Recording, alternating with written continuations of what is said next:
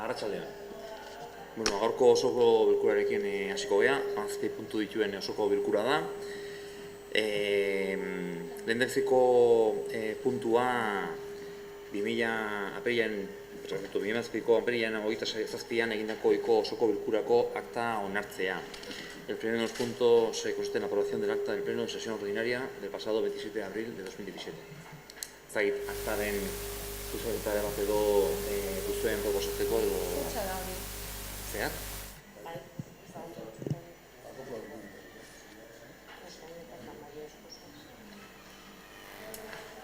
Bueno, ez baleu de... Barkatu.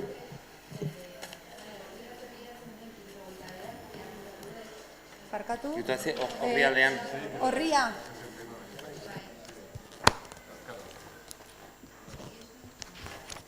Hirurogeita behatzi? Txoin, txoin. Hirurogeita behatzi. ¿Dónde dago? Sí, pero yo no tengo... Necesito... Es que nik ez dago utziatzi. Bai.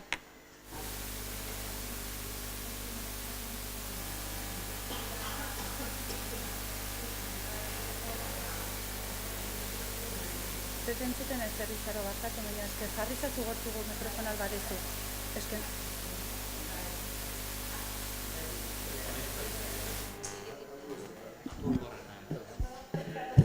Bai.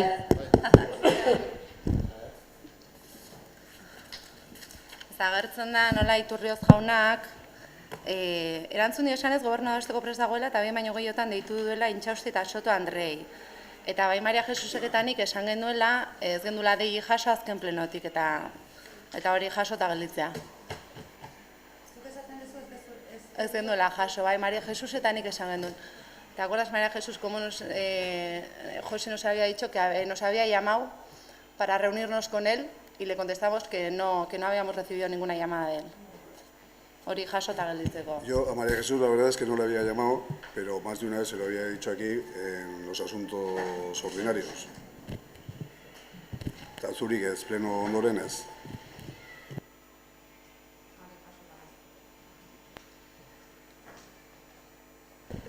Josi, tú no me llamaste. Al contrario, te lo pedía yo, que era inverso. Te lo pedía que reuniéramos con... Acabo de decir que yo no te he llamado, pero sí hemos hecho el comentario más de una vez en los asuntos ordinarios, que tú cuando me pedías que llamase al conjunto vuestro, yo te remetía que diciéndotelo a ti ya era suficiente para que pudieses venir cuando quisierais, nada más. Hala da. Barkatu, nahi uste astu zaigula txertatzea akta honetan idazkariaren interbentzioa. Denon agertuz asaldu zen guztia, nik uste gaina esondo lekorkela asaltzea, behar bada langile baten baina gehiago zea izan dezakelako. Zuk aipatutako... Nik plenoa esan nuenen, ikusten genuenen hain luzea dela ea posible zan, mesede bezala eskatzea oso luze ikusten zanen aurreratzea ordu erdi bat edo ordu bete, eta gero komentatu non baita ere, hainbat keja eontzienez dokumentazio azkeneko momentuan, ez dakik gaizki, korrika eta presaka, nik esan nuena izan zan, hori zuei iristerakoan korrika eta presaka pentsatu behar dezuela gu teknikoak aurretik lana egin behar degula eta presiokin eta, korrika eta presaka prestatu behar ditugula. Eta igual, komenigarri izango litzakela, nik gaina bidali non instruzio bat, baina nire asmoa da, txosten bat egitea, zentzu horretan, nun esaten dan zenbateraino itzon daiteke gaiak ekartzeko plenoren gaien batzordera, eta nola etorri behar diran. Hori jasotzean, bale. Nik uste egokia dela jasotzea. Alaiko gozkak.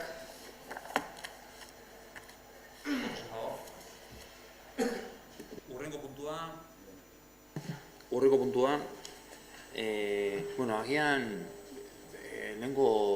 aurreko plenoan ere kontuatzaileak reparo bat aurkeztu zuen eta gezerrendan ez dagoenez, baina berak eskubidea duenez ere hori pleno oro aipatzeko edo komentatzeko, pleno hasi horretik mahai gainen utzi dizuegu bere reparoa, eta horreko hilabeteko reparoaren arira edo zentzu berberean dijo. Bakarrik, ipatu, pleno hartatik honea plangintza sakon bat egin dugula, teknikari mailan, pleguetako bat ja berehala bukatuta dagoela, falta zan kreditu txertaketa bat, baina hori ja egin genuen, sortu genuen, betetzeko, osatzeko, zuzen ere udal erekinen garbiketaren plegua. Hori repasatzea besterik ez da falta, eta ja lizitaziora edo pasatzea. Eta beste plegu batzuetan baita ja horrepasoak eman ditugu, adibidez alotza haurreskolarekin, ere baita plegu teknikoak datorren asterako prest egongo lirateke, administratiboa ja prest ditugu, eta pare bat ikustu ditugu baita berekin edo komentatzeko, eta horiek izten direnean, espero dugu baita datorren hilean zehar hori ere baita bukatuta egotea. Eta eguneko zentroko plegoa ere, plego teknikoak eta administratiboak ja prest baita ditugu, hori ere gure plangintzan ekainak 10ko prest egongo lirateke ja martxan jartzeko. Etxetxeko laguntza dena, adibidez, hori dekretu batetan agertzen da Matia Fundazioarekin batera horrezian etxetxeko laguntzaren zerbitzuaren azterketan nola egiten ari gean, horren ondorioz montatuko dugu ja plegua, horren zai gaude, espero dugu azterketa ekainaren bukararako prest egotea, eta horren ondorioz azterketak eta guzkion erabakiak hartu beharko lirateke plegua martxan jartzeko. Orduan, pixkan deskanaka, horiek ere ja plangintzan ditugu.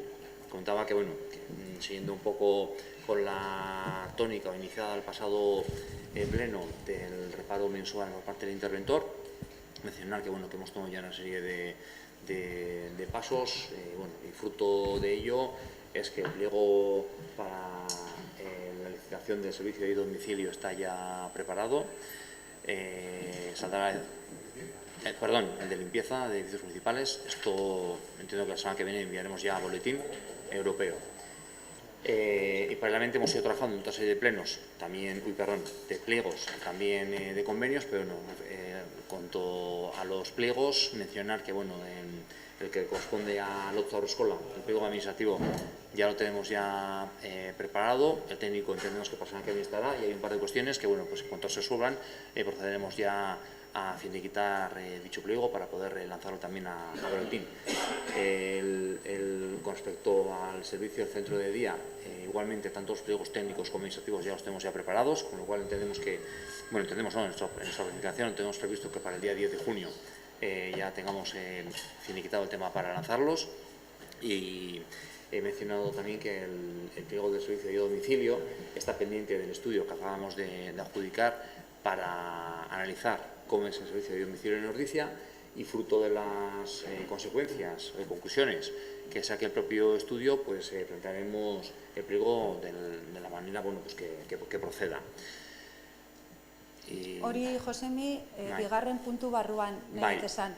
Kontu eman dezu ze gero, hemen ez dago, baina nire asmoa zan, puntu berezi bezala, naiz da ez boskatu ze kontu ematea da, nik zatitu dut precisamente hori erreparoa, kontu hartzaiek egin duen erreparoa, eta horren ondorioz onartu dan dekretua esplikatu zergatik. Osea, nire asmoa zan puntu berezi bezala kontu ematea, baina kontu eman baldin badezu, gero puntu horretan jasoko dut eta kitxo. Eta, bertan baita, aipatzen dugu dekretu honetan, dekretu bat egin dugu erreparoaren ondorioz, esplikatuz ere,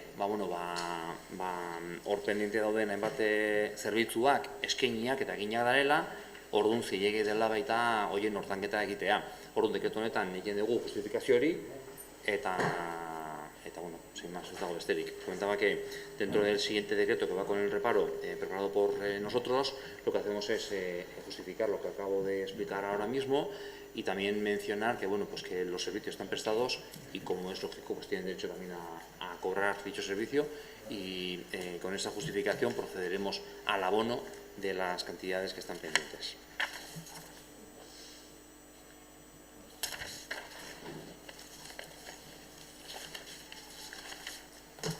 Vale, hurrengo... Bai. Barkatu ez gaude puntu horretan. Ez gaude puntu horretan. Ez aurreko puntu bat. Barkatu. Beste puntu bat da. Orain dator puntu hori. Horrengo puntua da apirileko alkatetza dekretuen berri ematea. Dación de cuenta de los decretos de alcaldía del pasado mes de abril. Norretek zer balu. Dekretuekin.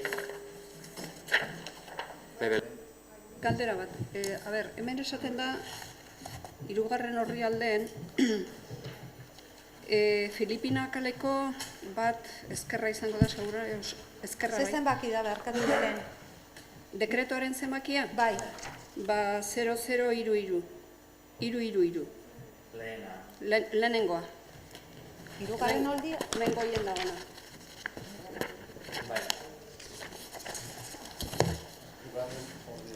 Garaje bati dago piona. Bai da.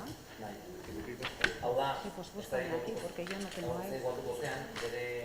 momentuan Filipinita bateko eraikina baimena edo hori egiteko, beraiek bi planta garaje plantatu zituzten, eta gu horren barrun sartu genuen konzesio bat. Berez, zerbidumbre paso bat dugu, etorkizunean noizbait frontoian azpian zer egingo balitz, hortik bertatik baita sarrera izateko. Orduan, edozein salmenta edo egiteko baita, udaletxetik pasatu herrira baimena edo emateko.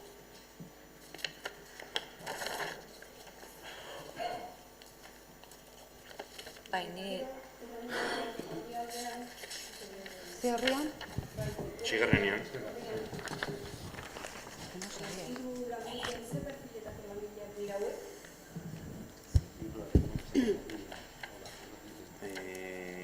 Hauek izango dira, aste santua horretik, urtero udaletxeak hainbat opor ordezkapenak edo egiteko kontratatzen ditu hainbat langile. Orduan, momentu honetan hauek dira, lanpoltsatik, indarran dagoen, lanpoltsatik zerrendatik hartuako 3 langile. Peoiak dira, azkenen hori da.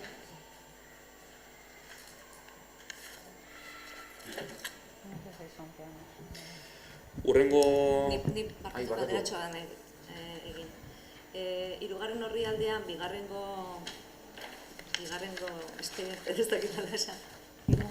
Kontrato txikia, plan general euskeratzekoa. Galderatxo bat, hori ez aldator, programa guztian, inbertsio guzti horretan, ez da puntu bat, kapitulo, tarteko bat? Bai, hori da hor, eta horreko plan horreko batzarrean esplikatu genituenean partida guztiak, hor agertzen ziren batzuk ja esaituta zeuden partidak, hau da inzustenen egitako bat. Ura bera. Eta orduan, bai. Urrengo puntua,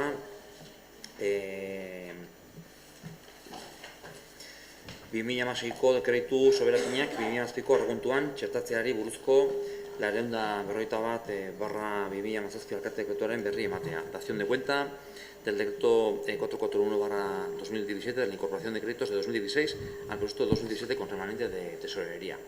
Honekin, puntu honekin aipatu teknikariek elkartu zirela, pixkate aztertzeko eta ikusteko aurreko urteko aurrekontuko partidak nola zeuden, eta hainbat kreditu beharretan oinarrituta txosten bat egin zuten, eta hori da zuten ere pasatu dena. Guztira 295.000 euroko partidak dira, eta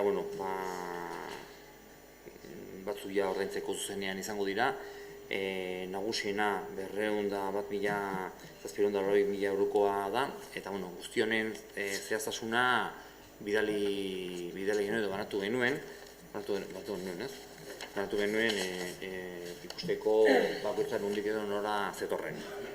El decreto 441 procede de un informe elaborado por los técnicos después de analizar y ver las necesidades de crédito de los servicios y obras ejecutadas en el ejercicio 2016 y de las cuales se procedieron a hacer un informe y también a plantear este decreto para poder incorporar 495.084 euros de crédito con remanente de tesorería del 2016 para poder efectuar diferentes proyectos que vienen mencionados en el mismo.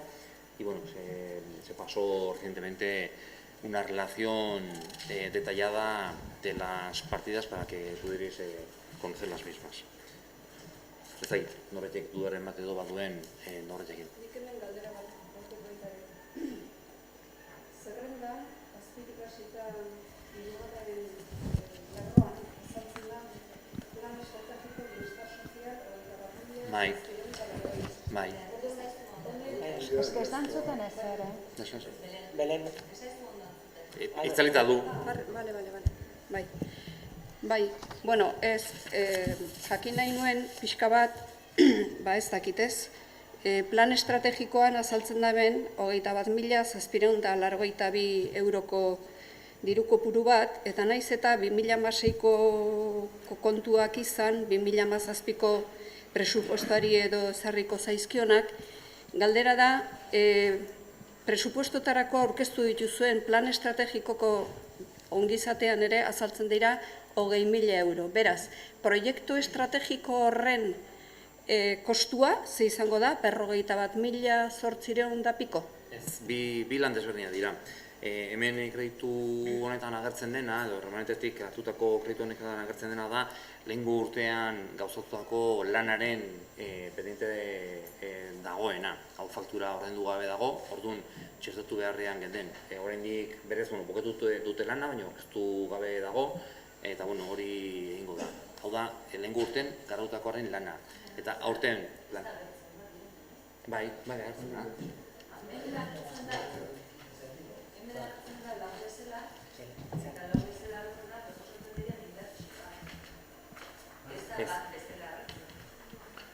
Igual agia gauza desberdinta hitz egiten. Agia hitz egiten momentu honetan, 941 bat dekretuan agertzen den partida zerrenda honetan, bekaldean agertzen da izateko plan estrategikoa. Esaten dira hemen jartzen da, lau, eta lau ordez izan behar da. Oharra, laugarren. Ja. Horra da, ordaindu gabe direla. Ja. Bueno, ordaindu gabe dago hau.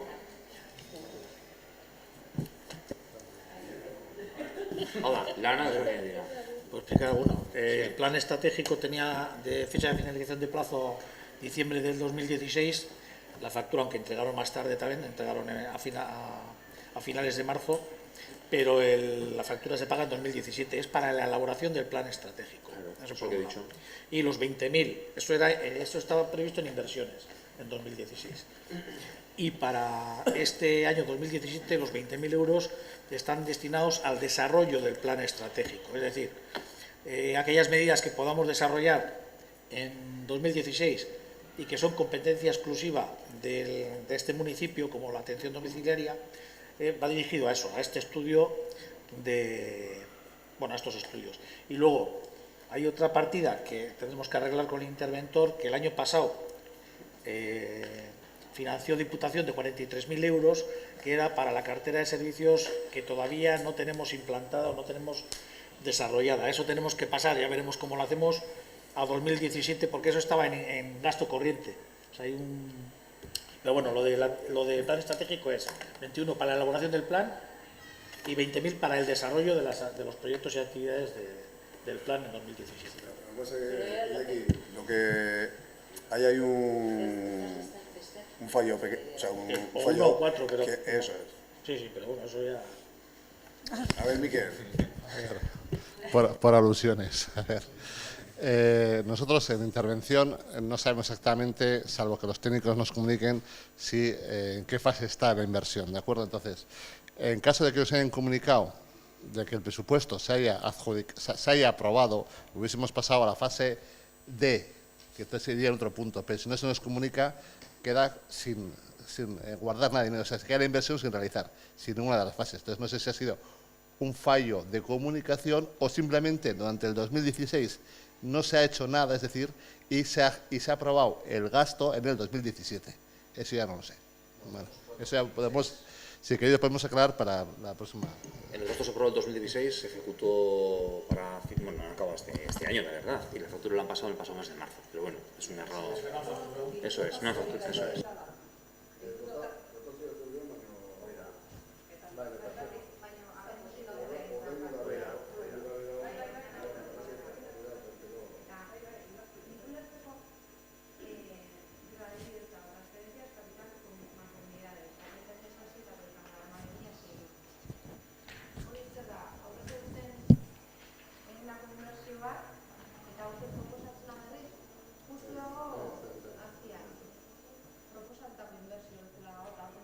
Bankomunitatentzat, transferencias de capital.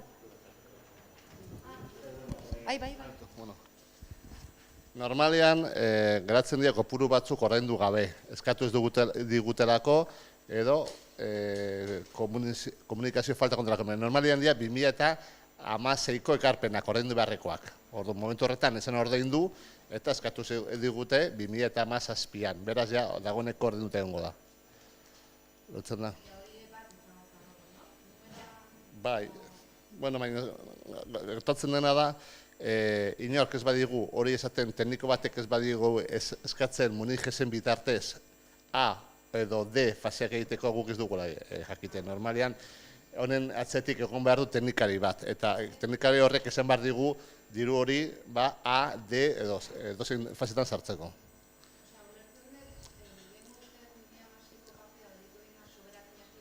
Bai.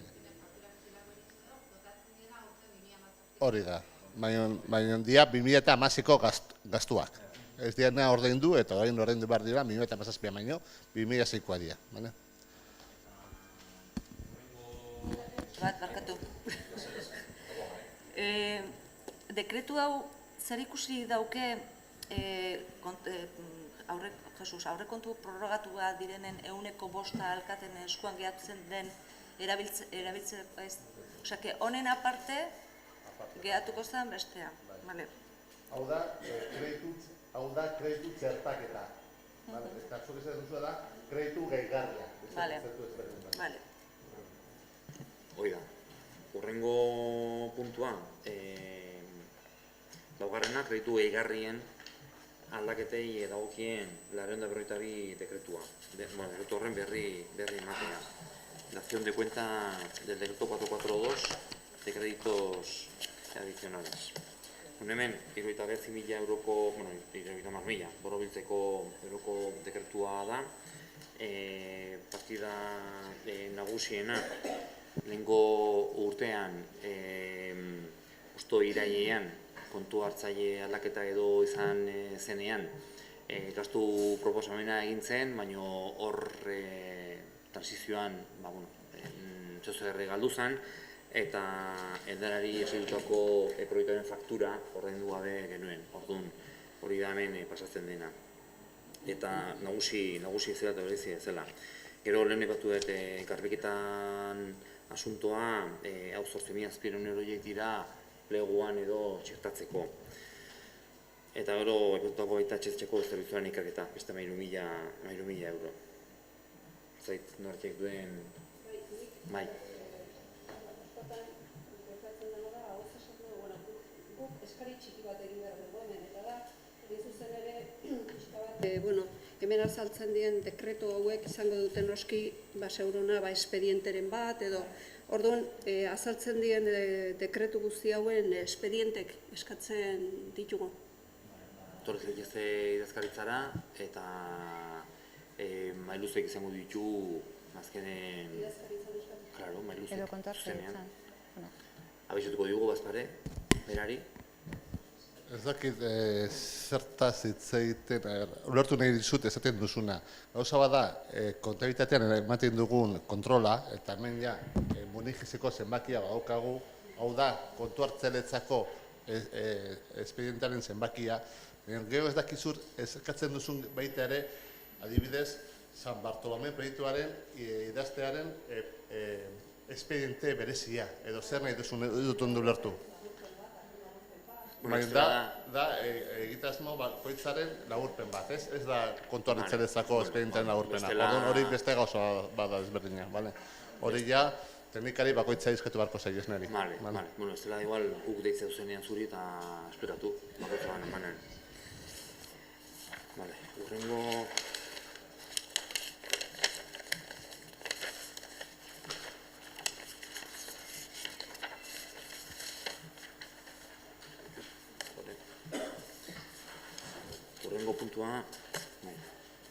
Urrengo puntua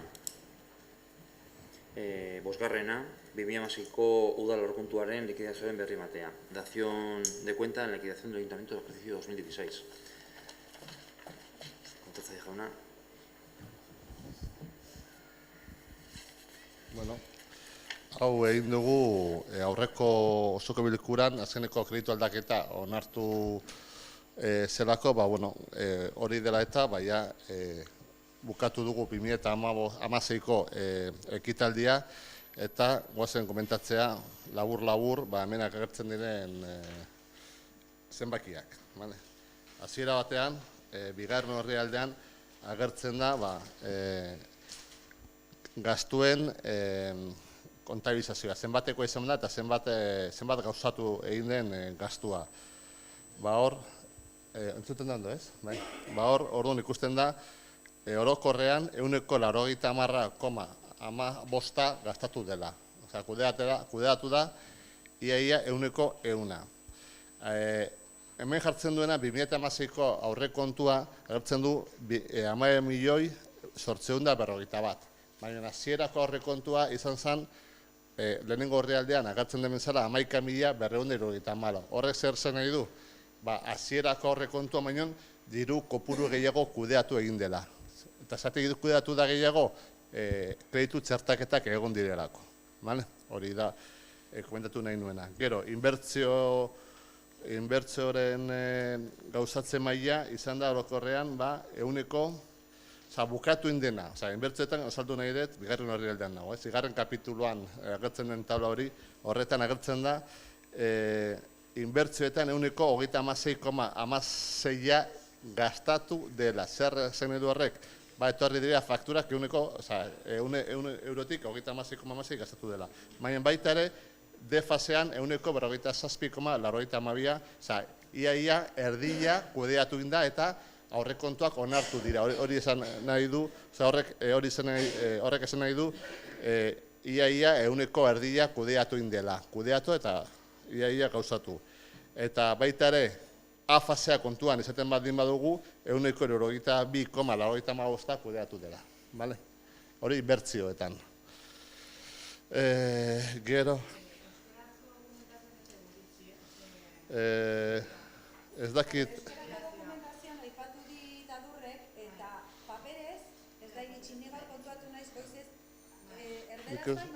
Dena gaztelani ez daukaz euskeraz daukat hemen.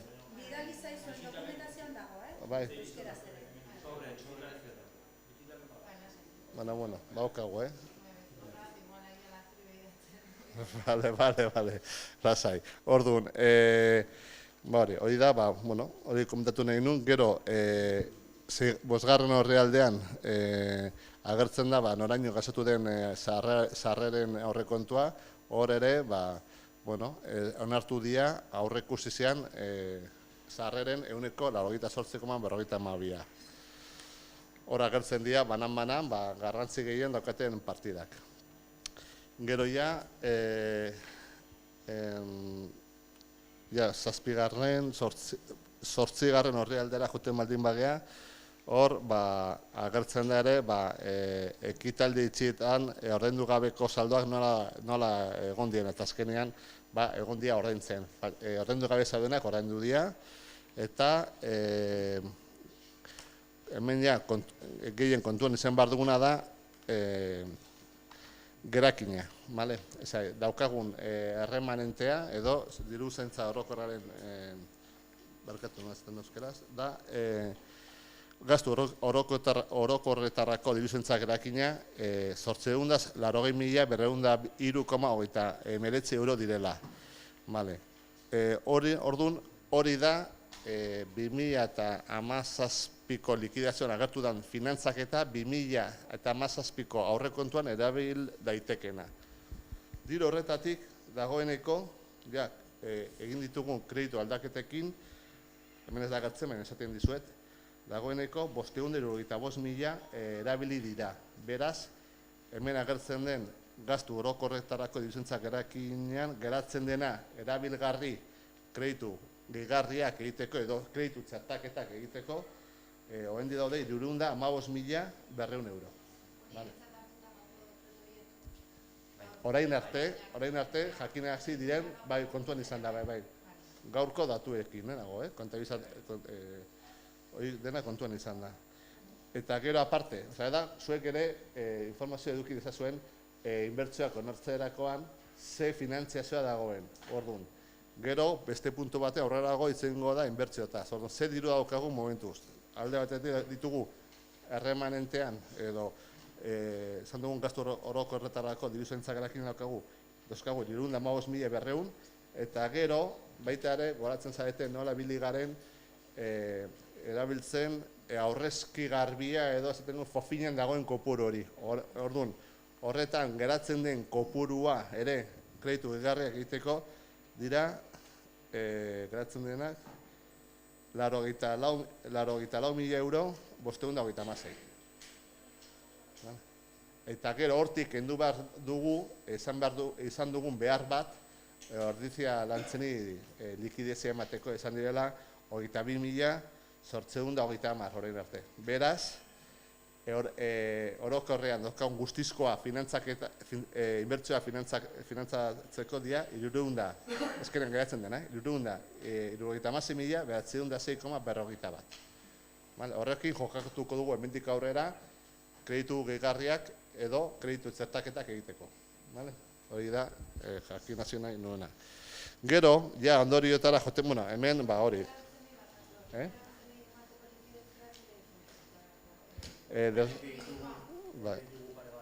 Faktura bertan egin diren hainbat hobekuntza inguruan. Hori da, etorri bulegoa eta emango dizugu, banan-bana egon dienen fakturak edo informazio hori, nahi hori, eskuragarri daukagu, baina bulegoan dakat, ez dakat hemen. Gero, komentatu ere, hori da gehien bat garrantzitsuena, baina kopuri hori ateatzeko hasiera batean geratu den nijoa atzaraka, oain nijoa 17. orrialdera, hor agertzen da gastu horroketarako diruzutak erakin, 880.203, hori da hasierako kopurua.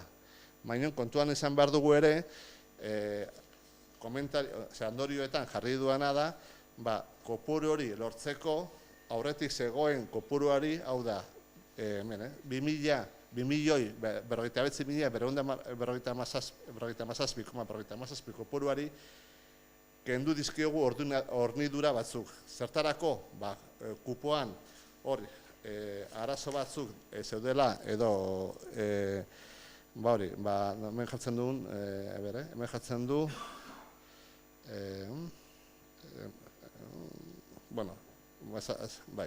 esaten dizuenik, hori kupoarekin arazoa zeduela eta batzuk erabatea ulertzen zutela, horrendi barzen kopurua eta beste batzuk beste bat, esan ziguten foru aldunditik hornidura bat jarri behar genula eta hornidura horren kopurua dea zenbatekoa da 318.830 euro. Orduan, hori konpontzen baldin bada, almena izango dugu hori ere, ofizialki jakinazten digutenean, diru kopuru hori ere erabiltzeka, momentuz ezin da erabili. Hori ere aurkitu nahi nun. Eta gero bukatzeko, komentatu nahi nun, orain kontabilitatea errepasartzerakoan aurkitu dela hor arazo bat, bi kontabilitateen arteko arazo bat, hau da, ordizia desberdintasun bat, ordizia lantzenen, esaten da, guk zor diogula ordizia lantzeni 11.011.802 euro, eta gure kontabilitatean ezen orain arte aurreko kontortzeleak ez zuen ezer adirazi. Ez zenbakietan, ez partietan, ez memorian. Eta eskatu nien informazio igarre segatik eta esazu, jarri zuelako, ezin arrazo ditu. Orduan nik bintzat, orain hartu dut ardura hau, eta nik hemen jakinazten dizuet, hor dagoela, hasiera batean zor bat, ordizia lantzenekin, beraiek esaten dutena, 11.000 eurokoa. Zer gertatzen da, ordizia lantzenek ere ez duela fakturarik egin, zati, kuota urbanizazio direla, momentu desberdinak egin ditezke, orduan, fakturarik ez du egin. Igual horregatik guk udaletxe bezala ez dugu kontabilizatu, baina bai informatu barko genukela zor hori dagoela. Orduan, benetan noiz emango den zor hori? Fakturatzen dutenean, baina obra horiek egin daude, orduan jakin behar dugula hori, ez? Aurreko bi plenotan, orain dela bi pleno, eskatu zinedaten informazio ekonomikoa gai honi buruz, eta hemen ematen dut jakin dezazuen. Eta gero bestalde ere, aipatu nahi dut, amortizazioak egiterakoan, ez dudala aurkitu ez bai, fitxero bat, esteleko fitxero bat, baina ez dago eguneratuta guk daukagun inventarioarekin. Beraz, eskatzen dut hemen, ahal badugu, lehen bailen inventario bat egitea, eguneratzea, jakiteko zer daukagun, aparte, datorren urtean ja, San Jose Egoitza, hemendik kanpo jungo da, kabiara jungo da, eta jakin behar dugu guk ere, ekonomikoki ze ondasun jungo dira beraiekin. Beraz, niretzako horrek ere lehentasuna dauka, jakin dezazuen eta hori eskatzen dut ere. Ahal bada, kudeatzeko inventarioaren eguneratzea. Eta ez dakit bain zalantza dauden edo... Esan zitzaidan edo bilera baten eta gaizki ulertu banon igual Iñakik argituko dit. Gai hori nik bilera baten atera non, Egoitzaren inguruko bilera batean ezata. Neronek galdetu egin non, ia, balgenekien kabiara San Jose Egoitza pasatzen zenean, ze kondiziotan pasatzen gendun, ze ondare lagatzen genion, eta ze baldintzatan lagatzen genion. Eta orduan, oker ezpanago esan zitzaidan, Foru Aldundiak berak, zeukala nolabait enpresaren bat edo eginda, eta Iñakik esango dit, nik hori jasonon, bai hartan, inventarioak egiteko. Eta hortan gelditu zen kontua, ez dakit geroztik zerbait badagoen, baina karo, udalak ez baldin badauke inventariorik, nekez eman ahal izango dio kabiatik etortzen baldin bada enpresaren bat hori egitea. Nik argitu nahi dut gauza bat. Udaletxeko inventario ez dagoela eguneratuta, baina bai dagoela lanon bat eginda San Jose Egoitzarekin, baina ez dakit ondo dagoen ala ez. Orduan, komenigarri izango izateke eguneratzea, baina ez bada eguneratzea, bauzkagu kopuru batzuk, eta nahi duzu eskuragarri ditut zuri emateko. Etorri eta emango izkizut.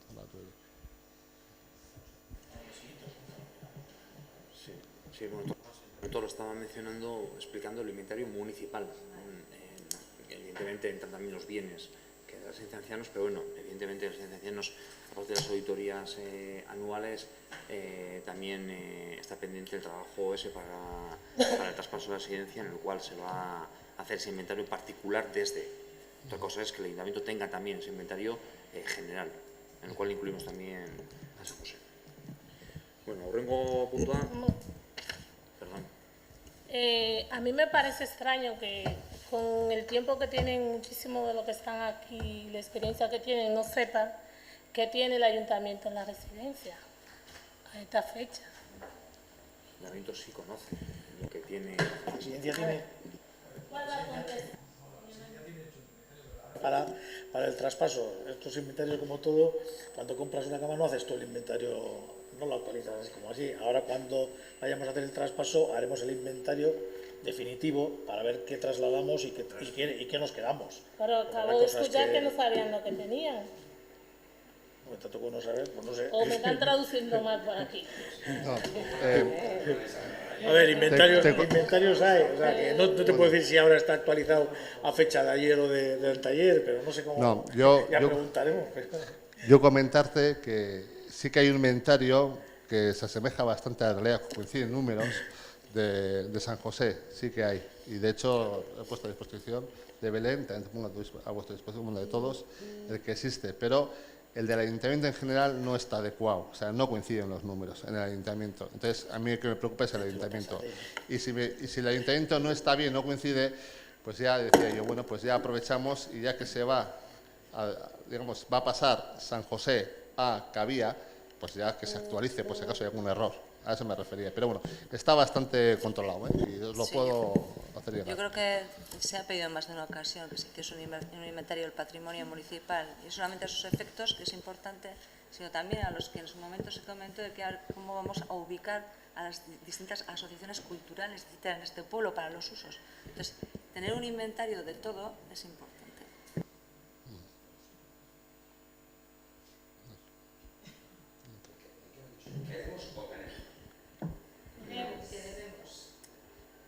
Es que estamos hablando de cosas diferentes. El incremento se refiere a un inventario nacional en el cual se cuantifique económicamente el valor de cada uno de los bienes municipales y por otro lado la representante de Rocío Orain está hablando de ese estudio en el cual tenemos reflejado los diferentes bienes municipales para poder destinar a grupos culturales.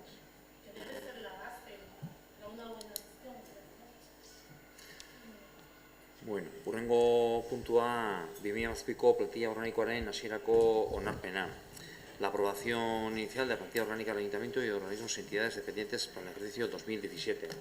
Hau lotuta juten da aurrekontuarekin, baina azkenean aprobatuan gaudenez aurreko plenoan erabaki izan hurrengo plenorako edo eramatea. Es un tema junto con el siguiente, que es la relación de los trabajos que van ligados al presupuesto, pero al estar en presupuesto prorrogado, bueno, al final decidimos el pasado pleno traer, pero no lo introdujimos y lo traemos a este pleno para su aprobación. Bertan, bueno, egiten dena da udal honetako langile eta funtzionari dagozkien plazak dituena eraskin batetan ezarri eta baita udaletxeko erakunde autonomokoen langileak. Bai Majori Kirolegia, baita ere San Jose eta Herri Antzokiarenak. Eta gero ondoren, bueno, hau jendaurrean esposizioan edo jartzen da. En el mismo, bueno, aparecen por un lado la relación de los trabajadoras municipales funcionarias que tienen plaza, que van adjuntas en un anejo y también, como no, de aquellas plazas fijas de las personas trabajadoras de Majori Kirolegia como de los organismos autónomos, ya sea en Majori como de Herri Antzokia. Esto se somete a exposición pública. Ni bakarri aipamen txiki bat. Erderazko alean ondo dago, baina euskerazko alean es un error material. Hirugarren horrian, euskerazko arloan, azaltzen da ikusten dezuenen Euskal Filologia lizentziatua lanpostu bat jartzen do C1 taldea. Eta administrazio, itzultzaile dinamizatzailea A1. Alderantziz da, ni suposatzen dut kolumna mugitzerakoan saltatu egin dela. Oda, beti lizentziatuak dira A taldekoak. Eta itzultzaile dinamizatzailea C taldekoa da. Hori dago alderantziz. Erderazko alean ondo dago, baina akatsa dago. Lizentziatua da A bat eta bestea C bat. Besteak atxik ez ditut ikusi, baina, zeo zer bali maugezu galdetu eta... Puntuenekin gauzatxo bat bakarrik... Barkatu, Igor esan. Honekin? Bai, ez, bi puntuekin. Batetik, plantilla organikoa eta lanpostuen zerrenda aurrekontuari lotuta doaz, azkeneko batzorde paritarioan aterazian zenbait kontu langileen batzordea gutxienez planteatu zitunak, nahi esan, guk konsultatu dugu baita ere beraiekin, aberrola jasotazion ez den nik inventatzen, eta nik ez dakit, ondo bideratuta hon ez dugu berriro batzorde hori egin, orduan ez dakit, guztia jasota hon edo ez da hon, eta gustatuko litzaiake, desde luego ni baino hobeto ingo dulako Pedrok azaltzea nola da hon, ze, tratatu dugunean mitze zalantzaren batzuk badaude, orduan ez dakit, zalantza horiekin, zalantza hori nola konpondu ditezken, edo nik eskatuko nioke Pedro Liberari azaltzeko... Bai, pasatuko diote mikrofonoa, baina nire aldetik bakarrik esan, lanpostuaren zerrenda eta plantilla organikoa da, langile, egon behar diren, lanpostuan zerrendan eta plantilla hau da zeintzu dauden, ze taldekoa dauden, ze komplementu da, ze soldata duten. Gero beste goz bada, batzorde horretan, paritari horretan, ze itzein da interinoak, besteak, hoi nola bideratzen dan desberdin edan, baina ornituta horrela joan behar duten. Baina horretik esaten dut, nahiago de berak azaltzea garbiago dulako, baina taldeetan eta badaude diferentzia batzuk, orduan ez dakit, edo dokumentua bera dan, edo ez da ondo jasota. Nik ez defendatuko berak bezin ondo, beraz. Bueno, nosotros teníamos una comisión mixta paritaria, si no me equivoco, para el día 16. Y ahí la intención que teníamos era hablar, entre otras cosas, del tema de lo que era de la RPT, sobre todo por lo correspondiente a las interinidades que tenemos dentro de la plantilla, perfiles de euskera y un poquito de organización también. Entonces, la reunión nos ha celebrado, se ha atrasado y estamos a expensas de tener esa reunión para hablar de esto. Por otra parte, decir que en la RPT del 2015 aparecía la cantidad de complemento específico, que en su momento ya dijimos una cantidad y ahora aparece una cantidad menor. Entendemos que es un error que aparece sin más en la RPT, pero sobre todo a nosotros lo que sí nos parece que para hablar de esta RPT tendríamos que retomar el tema de las interinidades con las nuevas leyes que han salido y demás y plantearnos en lo que es en el ayuntamiento en base a la gente que tenemos, que son 18 interinos dentro de la plantilla, cuando los 18 o el Udalhitz en su defecto no corresponde más que 6 personas, un 6% en interinaje, que es 4 personas, y entonces a ver de qué manera podríamos solucionar todo eso y entendíamos que eso pues, se merecía tratar en la mesa, en la comisión mixta paritaria para tratar el tema. Es un poquito eso y en base a la explicación que nos han pedido tanto Ruiz Arán como los de Bildu. Bueno, yo por mi parte decir que en el 2015 las cifras que aparecían no sé cuáles eran porque no lo sé en el 2015, pero que en el 2016, el año pasado, ya la RPT se aprobó, creo que con las cantidades que tocaban y las que aparecen aquí yo creo que son las que corresponden actualmente sin la subida del 1% que todavía no se ha reflejado y que habrá que actualizar, pero que bueno, ese es un encaje, ya sabemos que ha subido un 1%. Y respecto a las interinidades, pues va un poco por lo que estaba explicando. O sea, las interinidades están contempladas aquí porque la RPT lo único que dice es que tú tienes que contemplar los puestos de trabajo del ayuntamiento, cuáles están cubiertos por funcionarios de carrera, cuáles por interinidades. Aquí aparecen incluso los designados en comisión de servicios, que el año pasado en 5 puestos se designaron en comisión de servicios y que están pendientes de una promoción interna que se hará cuando se tenga que hacer y desarrollar cuando se tenga que desarrollar. Igualmente, las interinidades que hay que tratar, que hay un porcentaje, que hay que sacar, cómo sacar, en qué condiciones sacar, pues sí que se tratará en la comisión paritaria. Pero quiero decir que eso es el desarrollo después de esto, que el aprobar esto es lo que toca y que esto no condiciona lo otro, porque luego decidiremos con los puestos que están interinos y que están vacantes, que al final es eso, cómo vamos a desarrollar eso. Baina hau oain onartzen da, dagokion moduan, nahi esan interinidadeak eta hutsunak hor daude. Oain, erabaki beharko da, nola, betetzen dugun, interinidade utzi dauden lanpostu horiek nola bete behar ditugun. Si lo hacemos, pues no sé, de alguna manera especial porque la ley habilita y aprueba algo, pues bueno, ez dakit, baina hau da onartu behar dana. Honek ez dolotzen gero nola egin behar dugun. Bueno, gure aldetio, bai, Bueno, gure aldetio posten geha, intervento kontu hartzaileen erreparoa orkestea eta faltan sentitu izan dugu deialdian benetan. Eta, bueno, eskertzen dugu hilero esan zenuen bezala erreparo horiek mantentzea. Eta horregatik behar bada guk ez ditugun hartu behar ez plantilla eta ez bestea, zerrenda. Eta ez dugun hartzen ulertzen dugu, hor agertzen den egoera eta dagoen egoera ez datoztela bat. Ez dut esaten utxunik darenik, gaizki egina dagoela, baizik eta errealidade beste bat da. Eta erreparok aurkeztutako kontu hartzailea beste lanpostuk ere falta dira herri honetan ezagutzen ditugunok, ez? Eta, bueno, orduan nola uste dugu, nolabait banaka joan behar dila gauza horiek mugitzen eta erregularizatzen lanpostu horiek, eta ikusten dugun ez, badarela perfil linguistikok ez diela behar dien bezala eraman. Langilek ere interino pila dare eta lanpostu horiek urtezko gaineaz direla eta nolabait regularizatu egin behar dira. Eta badare guk gure bizi zibilan ditzen dioguna, ez dakit administratiboki nola dan, falsos autonomos, eta hori ezinezkoa. Ezin da onartu hori udaletxe eta guia hemendik aurrea hori espero dugu, komision paritaria hori, hortarako egin baitzen, hilero, hilen bat behintzet juten regularizatzen. Eta orduan ez ditugu onartuko ez bat eta ez beste. Bai, ulertu dizut, ala eta guztiz, nik igual komentatu behar dut ez dakit, ez bada onartzen, posible da, baina egongo da, ez dakit, aurrekontuen bezala, aurreko plantilla eta lanpostuaren zerrenda aurreko urtea, baina, bueno, ni bai esaten dela formalidade badala hau, eta honek ez dola oztopatzen beste hori, nahi eta esan, interino dauden utxuneak nola bete eta nola, bueno, gero hori dator.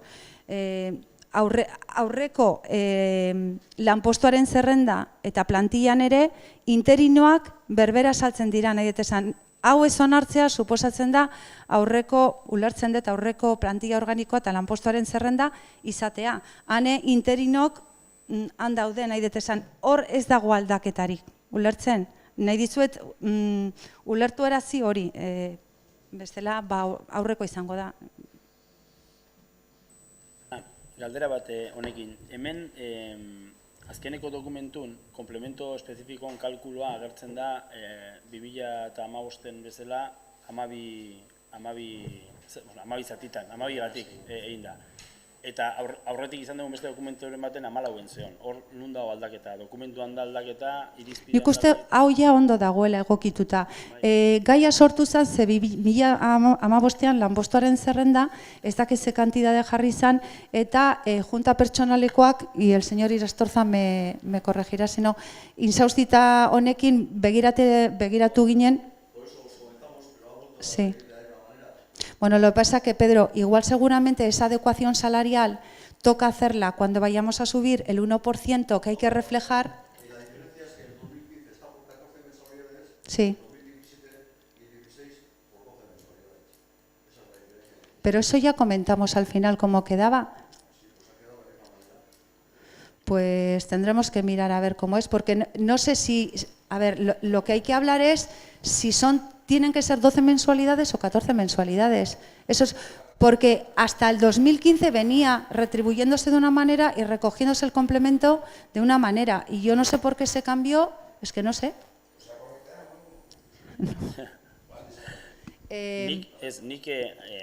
A ber, egia da langileen batzordeak askoz ere zehatzago menderatzen ditula gauza hauek, nik proposatzen detena da, ea zergatik kai hauek argitu arte, ez dugun, osea, guk noski RPTA eta langileen zerrenda zer esan nahi duen badakigu eta nola landu behar den ere bai.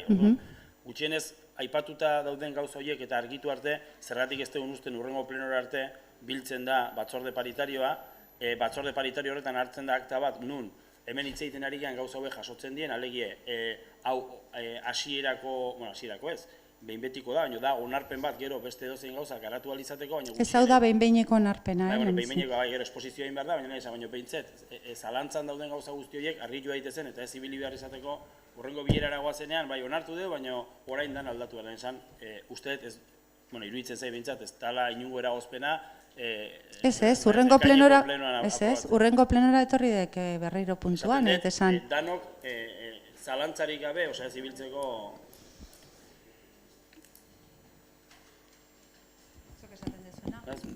Nahi badezu... Ez sartzeagatik... Bueno, bai.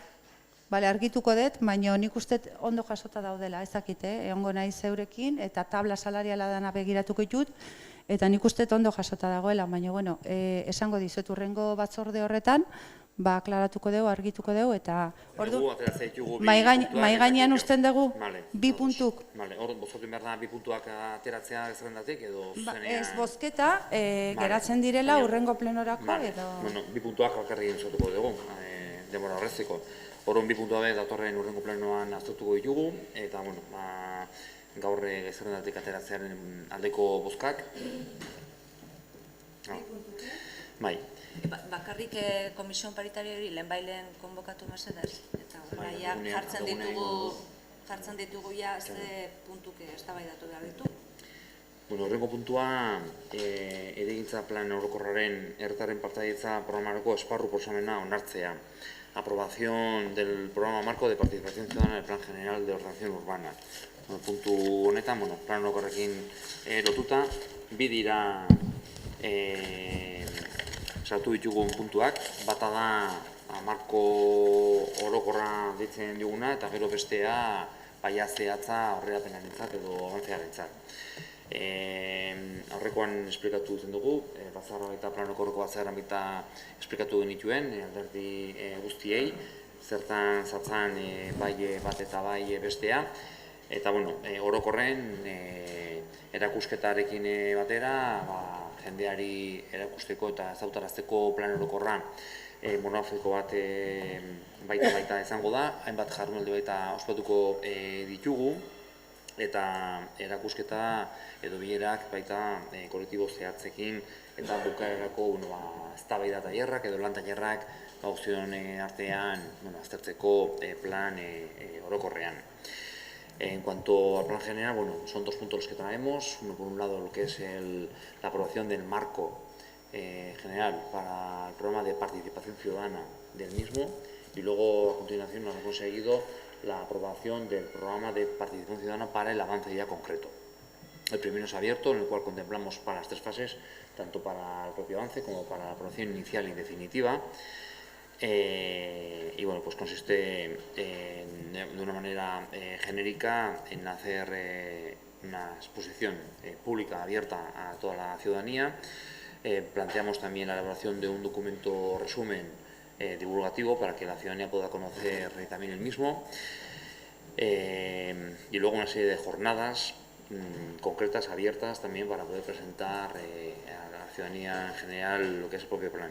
Y luego ya en talleres concretos, en jornadas concretas, planteamos también jornadas tanto para poder trabajar con colectivos concretos, como hacer talleres específicos de trabajo para poder entre todos pues definir lo que es el futuro de Ordizia.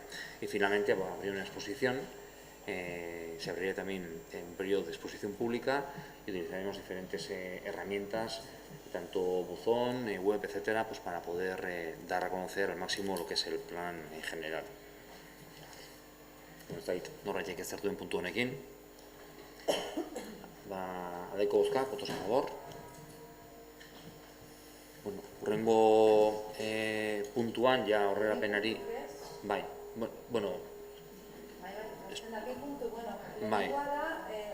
marko orokorra eta gero bestea zehatza. Zehatzean, nahian, esplikatzagatik, 5 fase dira. Bai, orduan, total, bestea baita barrundare, así que... Vale.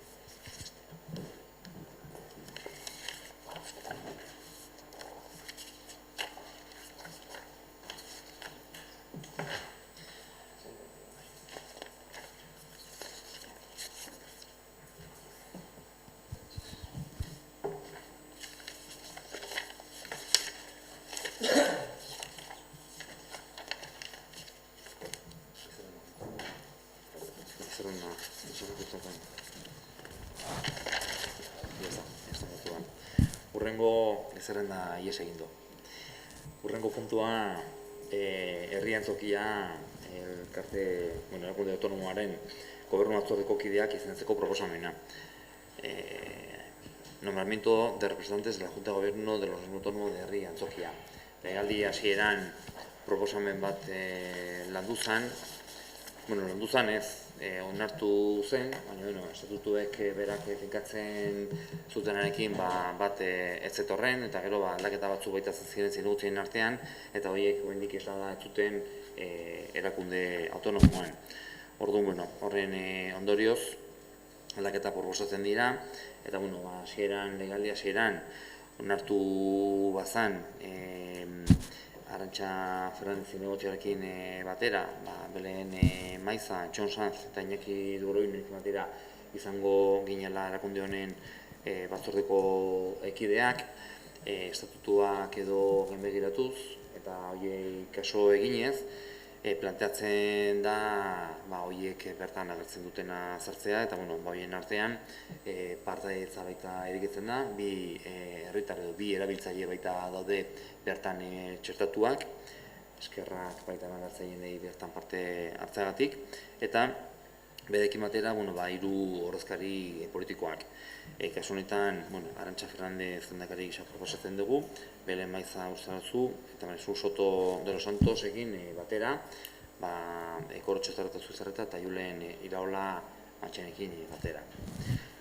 Al comienzo de legislatura planteamos, se hicieron unos nombramientos, pero ha habido primero una serie de cambios de concejalías y luego, por otro lado, pues no estábamos cumpliendo con lo que sí los estatutos propios se marcaban. Y lo que hacemos es plantear un nombramiento nuevo de representantes del órgano autónomo, en el cual incorporamos también a 2 ciudadanos que son, a su vez, usuarios elegidos del CIN, a los cuales hay que agradecer su participación en el mismo. Y luego, bueno, junto con ellos, pues 3 representantes municipales, que serían Arantxa Fernández, Belén Maiza y María Jesús Soto.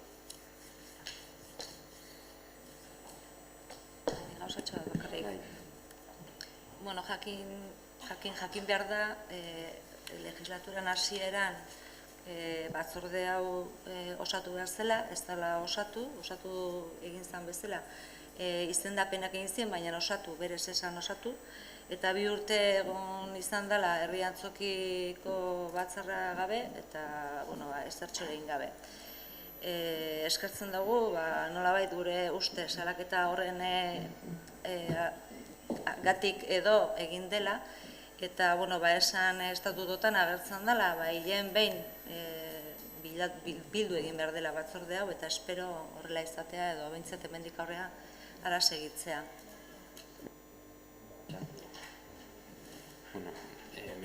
Nik bakarren matiz bat, zertxo ez den egin hori zuzentzea asketuko nizuke, badakitelako zinegotzia bera erakunde autonomoaren teknikarekin batera, Marikarmenekin, lana egin dutela. Eta, nik uste aurreko legalditik ari da jarrepen berbera egin dutela.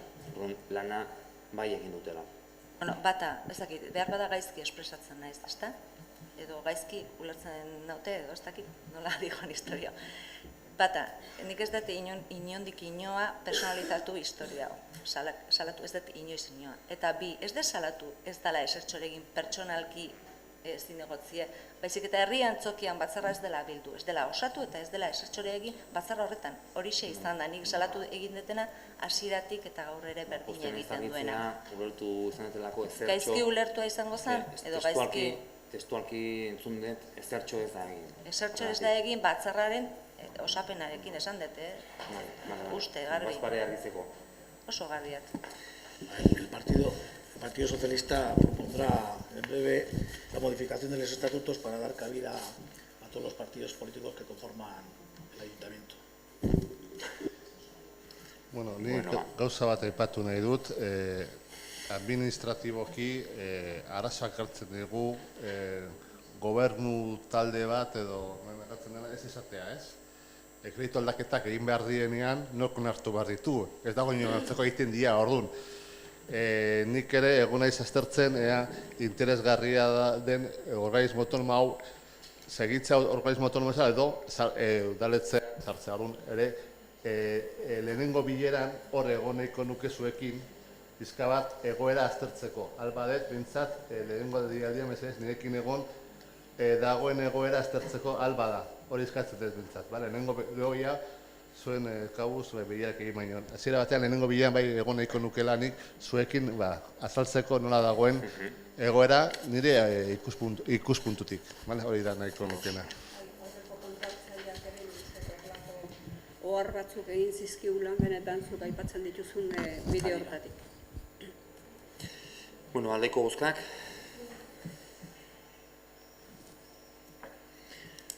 Hurrengo puntua, Hamaikagarrena gizarte zerbitzuak, aniztasuna, kooperazioa eta osasuna sustatzen diharduten elkarte dirulaguntza izendunak esleitzea. Siguiente punto es la concesión de subvenciones nominativas del Departamento de Servicios Sociales, Inmigración, Cooperación y Salud. Aurreko plenoan kultura eta euskarako arloko dirulaguntza izendunak onartu genituen, oraingo honetan euskarako, ongizateko saileko dirulaguntza izendunak edo proposatzen dira. Bi dira, alde batetik zuaiz zirkulatuen etxera zuzentzen dugun dirulaguntza, 11.800 eurokoa, eta bigarrena 1.500 eurokin Euskal Fondoa Euskal Toki Erakundeen lankidetzarako elkarteera. Si hace un mes aprobamos la concesión de ayudas o subvenciones nominativas a las asociaciones ligadas con el Departamento de Euskera y de Cultura, pues en este caso traemos como punto la aprobación de las ayudas nominativas dentro de lo que es el área del Departamento de Servicios Sociales de Ordizia. Y bueno, son dos las que se plantean, una por un lado a Zuaizti Jubilatu Etxea con 11.800 euros y luego otro a Euskal Fondoa, que es el organismo local en el cual participamos con diferentes ayuntamientos de Euskadi para cooperar en proyectos concretos y más ambiciosos. Aldeko bozkak.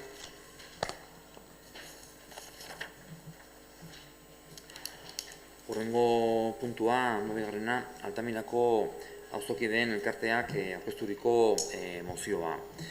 Moción presentada por la Asociación de Vecinos y Vecinas de Altamira. Ahora te pasaré la palabra, Juan.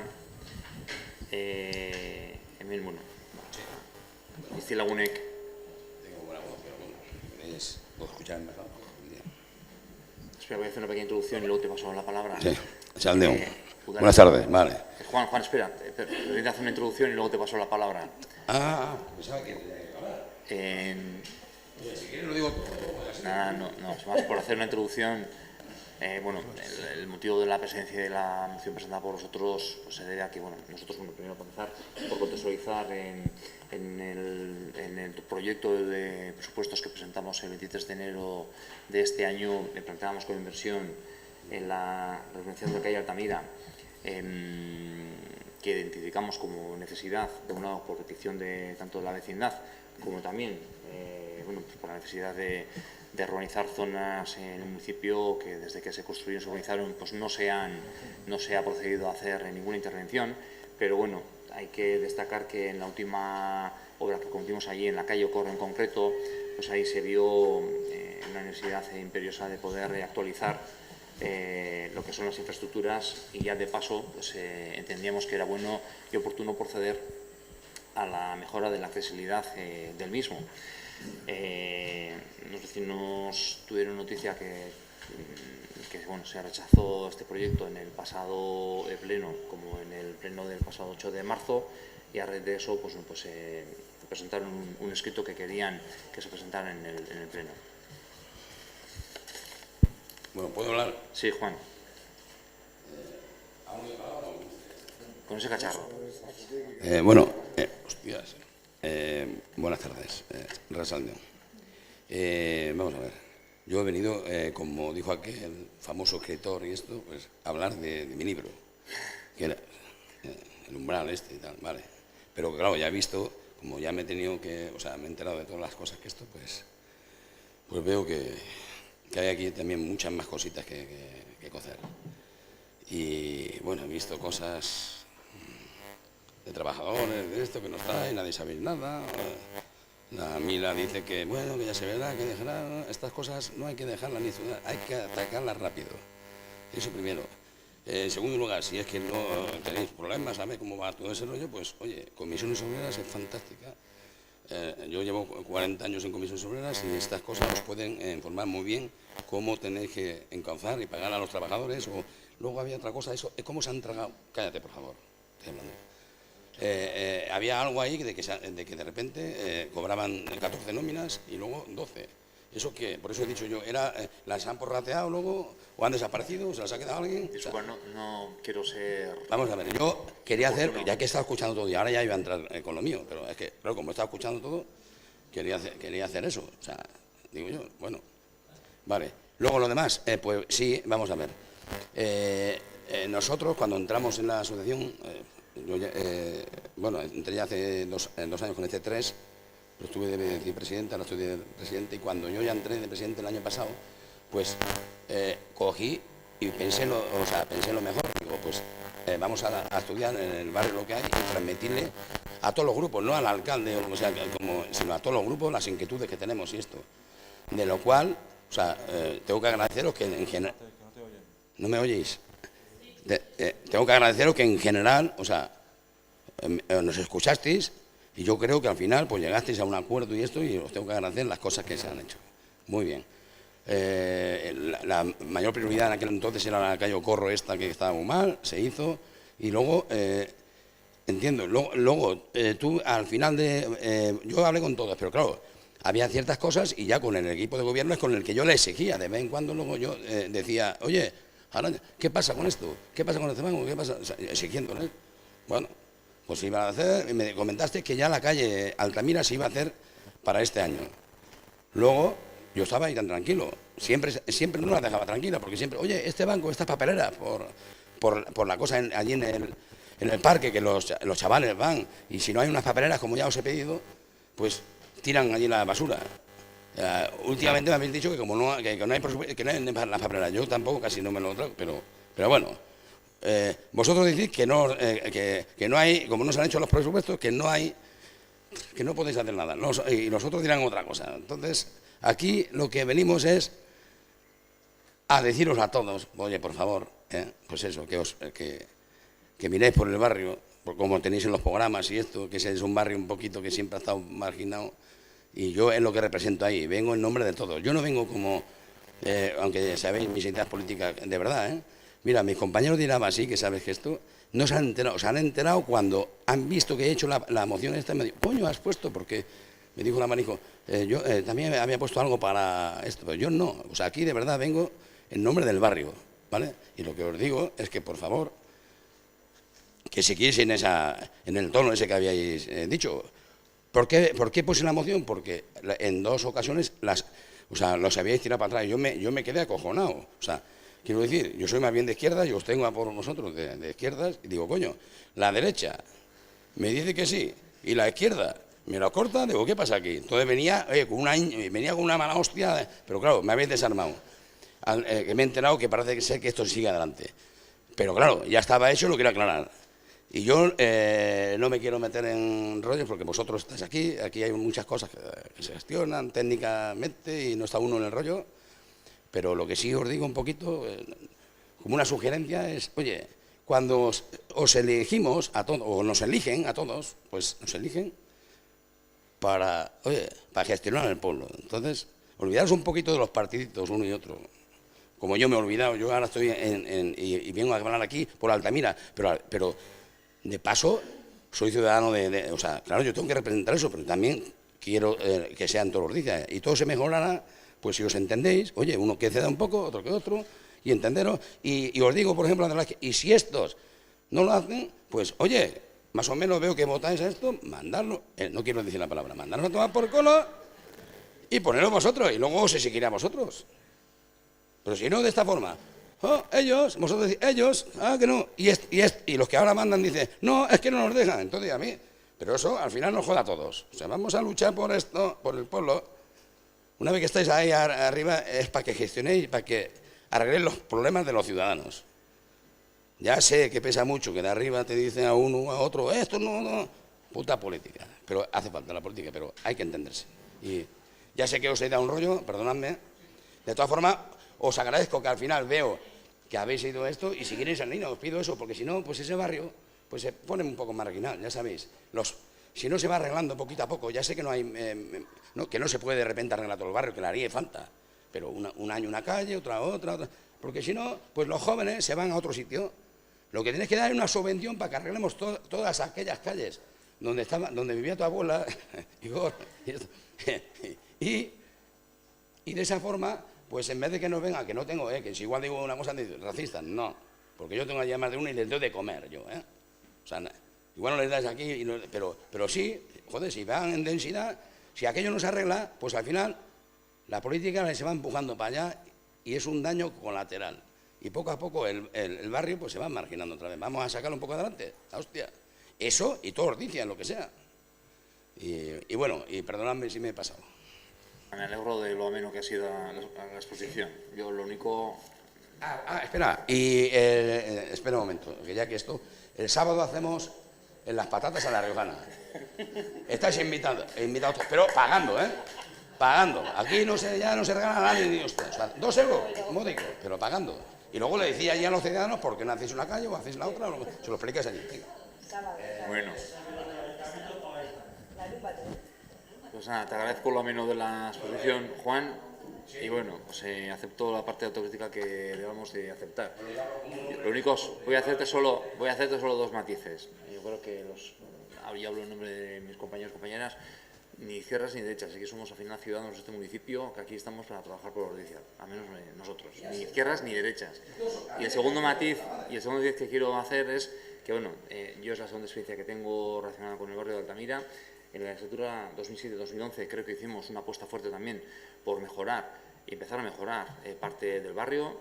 Mejoramos tanto la iluminación, el parque de la Azcomendi 11, como todos los accesos y demás. Y bueno, pues con esa misma voluntad también hemos pretendido esta legislatura poder incidir no solo en ese barrio, sino en repartiendo en todos los barrios, aunque sean actuaciones de mayor o menor envergadura, también incidir en la mejora también de... Sí. No vi nada, o sea, todo era un poco aquí para el centro. Sí, sí. Y no habían metido más que el centro, Altamira olvidado y también la Guardia Civil, lo primero que tienes que echar. Bueno. Yo por mi parte, como no estoy pensando en las elecciones, voy a ser más liviano que todo eso. Y desde la broma, para que se entienda bien, te digo que no creas todo a la derecha, que por eso llevas toda la vida siendo de izquierdas. Entonces, todos estamos para el pueblo, pero que no creas todo lo que te digan. Entonces, por resumir, Juan, déjame, luego sigues. Bien, que no, yo tengo una aclaración para vosotros y luego una petición para el señor alcalde.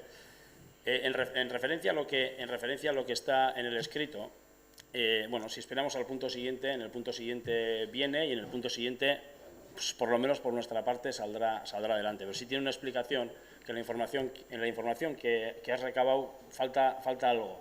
Y ese algo que falta es que, por ejemplo, de la misma forma que de momento no se han aprobado las inversiones para la calle Altamira, tampoco se han aprobado las inversiones para estudiar un ascensor que lleve a Altamira, que creo que también es interesante para el barrio, pero también está aquí suspendida y veremos si sale o no sale. Bueno, en el caso de hoy, seguramente, igual a futuro con lo que hagamos hoy saldrá. Pero quiero decir que no sé si conocía esa información, pero también está en los papeles, aunque no aparezca.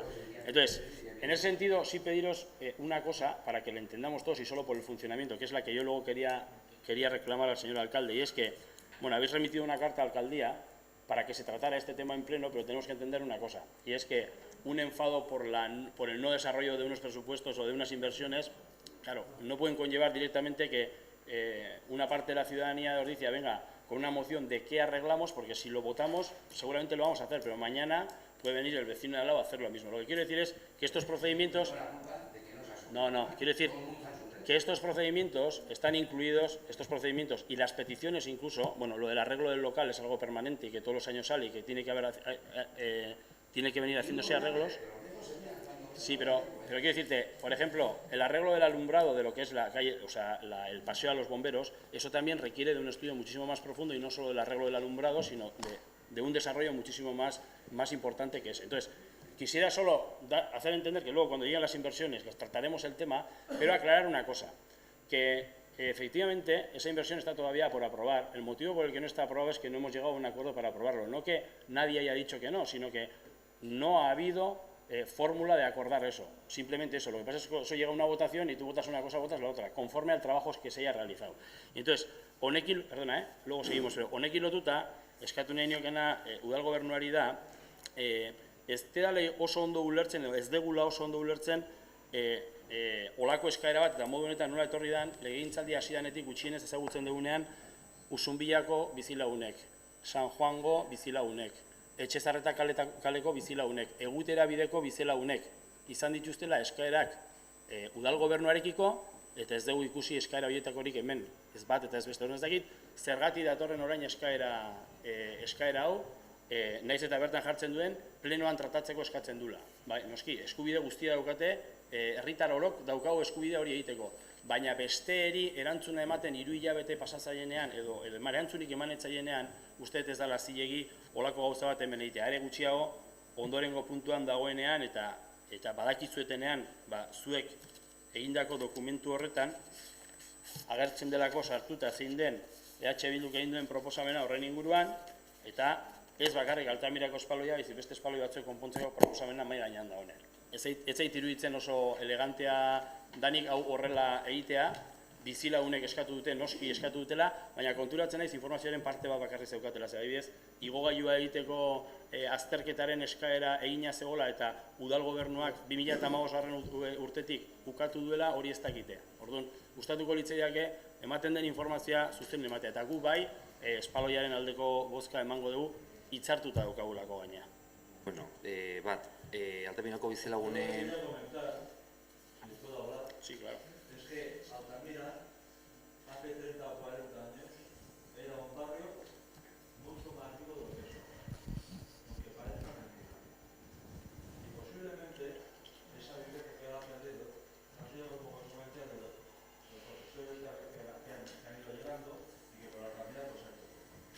Gracias a que Altamira tiene una asociación de vecinos que se está preocupando por el tema para que hoy en día Altamira no sea un barrio absolutamente marginal. Por eso estamos solicitando que, por favor, se atiendan nuestras peticiones, que se aprueben nuestras solicitudes. Porque si no, al final... Catalán, perdóname, te entiendo perfectamente. Lo que no sé es por qué me miras a mí si en 30 años ha degenerado Altamira y nosotros somos recién llegados. Es decir, mira quién haya estado en esos 30 años, no, pero me miras a mí. Pero es que lo que estamos viendo es que si no se empiezan a aprobar las mociones, el otro día nos metió una moción, este señor y yo, queremos que eso se tenga en cuenta. Se tenga en cuenta. Estamos agradecidos con este consistorio con la calle de Cojo. Estamos encantados de la vida. Creo que ahí os habéis portado de fin. Hay otras cosas. Hay otras cosas que están pendientes y se tienen que realizar, porque si no, Altamira dentro de poco tiempo será un barrio semi-muerto. Porque se hacen pocas cosas en Altamira. Se hacen pocas cosas. Vas a otro, mira, en otros barrios no tienen una asociación de vecinos. Sin embargo, vas y ves una vida que hoy en día no tiene Altamira. Y eso que estamos peleando, este señor y yo y otros compañeros que están también en la asociación, estamos peleando. Insisto, ¿tiene algún motivo que te dirijas a mí directamente o es una cuestión de cariño personal? Es que somos 13, digo.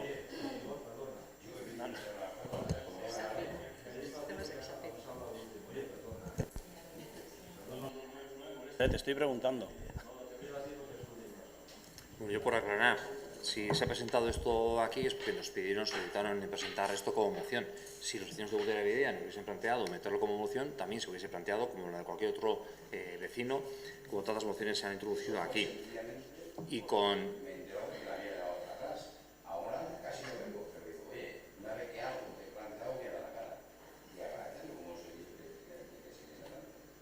Sí, sí. Y...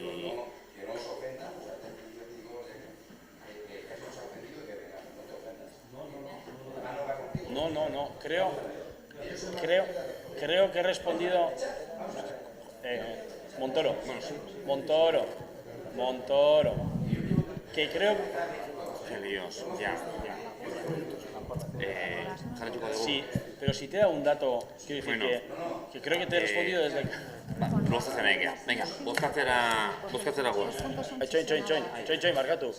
Pues entonces voy a seguir yo. Markatu. No, ya sé que no se puede hacer nuevos proyectos. O sea, no se puede A ver, marcatu, Y lo de Altamira ya se había planteado, y sé que dos perros ha tirado tanto su alambre como la ya he compuesto y a ver si lleva adelante. Pues fue por eso, nada más. Yo de esto me alegro, y de verdad que antes que la carrera de todo el mundo no era de broma. Y a veces digo para quitar distensión a cosas, digo las cosas son así pero no sé qué trato, he dicho lo de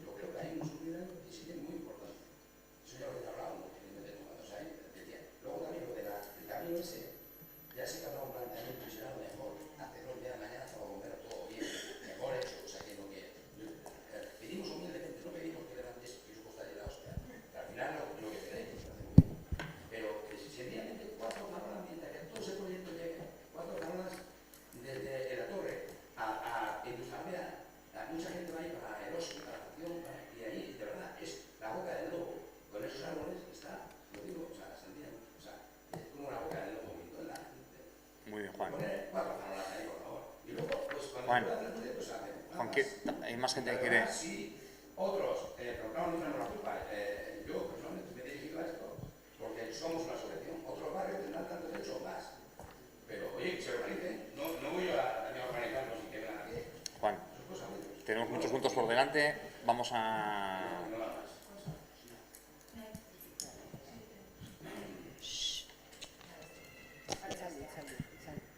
Vale, ya está. A ver, yo por alusiones al principio te puedo decir que lo que nosotros no aceptamos es que haya tantos contratos irregulares y todo lo contrario, que lo que queremos es que se regularicen ya, no el dejarlo, no, todo lo contrario. Eso ha pasado como anecdótico y por alusiones.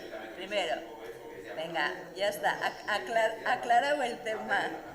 Aclarado el tema. Segundo, recuerdo esa reunión que tuvimos hace muchísimo tiempo, ya año y medio por lo menos, y en esa reunión que tuvimos nos pediste estas explicaciones. Acto seguido, y quizás porque éramos novatos, vinimos a este ayuntamiento, hablamos con el equipo de gobierno y nosotros propusimos que se hiciese una especie de comisión de seguimiento para seguir las peticiones que hacían el barrio de Altamira junto con otros barrios distintos. Yo creo que hablamos de aquello también. Bueno, pues a mí, desde aquí, desde el equipo de gobierno, se me dijo que no hacía falta eso, pues porque efectivamente no había ningún problema de comunicación con Altamira. Hoy es el día en que después de año y medio estáis todavía pidiendo que se hagan los arreglos, por favor, del local y no se ha visto ni se ha hablado nada del tema. Eso primero. Segundo, déjame que conteste, Juan, déjame que conteste. Tú ya has hablado, ahora déjame a mí. Segundo, evidentemente el tema de lo de la inversión en Altamira se va a ver en el punto siguiente y creo que está claro lo que hay, luego no se va a votar en este momento. Me parece a mí que no es necesario. Y tercero, con el tema del alumbrado, decirte que gracias a Ordizia Orain, y eso lo tengo que decir así, que planteó una auditoría energética desde el inicio, en el anterior presupuesto se aprobó y que ahora se ha llevado a cabo, se empieza a llevar a cabo a primeros de año, es cuando se ha hecho un alzamiento de todo lo que es la luminosidad, es un estudio majo y se seguirá haciendo las auditorías, si ahora y si después, y se tendrá en cuenta, como no, ese paseo y se dará una solución a todo eso. Decir, además, que la solución al alumbrado público debe de ser totalmente integral en todo el municipio y que se hará esa parte también, como no, y que bueno, pues que al final el ahorro no solamente va a ser económico, sino también medioambiental, que también es muy importante, aparte de dar la seguridad. Y también decir una cosa finalmente, también es importante, y es que no se han pedido las subvenciones correspondientes por parte del ayuntamiento, que eso también hay que saberlo para que se pueda hacer ese estudio, aunque se ha hecho y se va a pagar a toca ceja. Simplemente aclarar la situación. El equipo de gobierno no ha pedido las subvenciones correspondientes para hacer esas auditorías que nosotros pedimos y que se iniciaron a hacer y que se han hecho este año. Yo quiero, no, pero Juan, es importante que tengas toda la información, no solamente la información que tú recibes de un lado o la perspectiva, sino una información global de todos los aspectos. Que sí. No, que ya está. Que no es para... Juan, si no es para que presiones, no es por presión, lo que estoy diciendo es que la información, la realidad de Altamira y de la información que tú tienes, pues igual es parcial, pero que todo ese trabajo se está haciendo y por parte del empeño de todos. Juan, una sola cosita para terminar. Lo que sí, y lo que tú me dijiste, si tú quieres dar una chica, yo no te puedo coger y dar un pico a todos los barrios para que... Si yo no estoy diciéndote a ti, estoy diciendo, es una... Lo que tú decías, sí, te digo eso, sí que hables unos minutos. ¿Te acuerdas, no? Pero eso tienes que promoverlo nosotros. Vale, Pues el paseo por unos y este por otro. Gracias, Juan. No te preocupes. ¿Lo has visto nunca? Aquí es muy bravo esto, ¿no? ¿De verdad? ¿En Zumaya no? Vamos a ordenar un poco esto, que se está volviendo en un gallinero. Te quería decir que todo cambio trae consigo cosas positivas y negativas. Y muchas veces solamente miramos lo que nos favorece y no analizamos el porqué de esa situación o de esa conducta. ¿Entiendes? Te digo esto porque se hablan y dicen como que nosotros tenemos una actitud negativa a muchas cosas. Y no es así, porque pensamos positivo y en el bienestar de un futuro de la comunidad es que nos estamos oponiendo a cierta conducta. Aquí no venimos a coger y a juzgar. Yo, por terminar, porque me parece que es lo único, nosotros seguiremos manteniendo relaciones con la Asociación de Vecinos. Sí. Don Juan, nosotros seguiremos manteniendo relaciones con la Asociación de Vecinos, seguiremos proponiendo cosas y mejoras para Altavira y para otros barrios también en el Ayuntamiento, lo hemos venido haciendo siempre y continuaremos en esa línea, tampoco le vamos a dar más. Y el sábado iremos...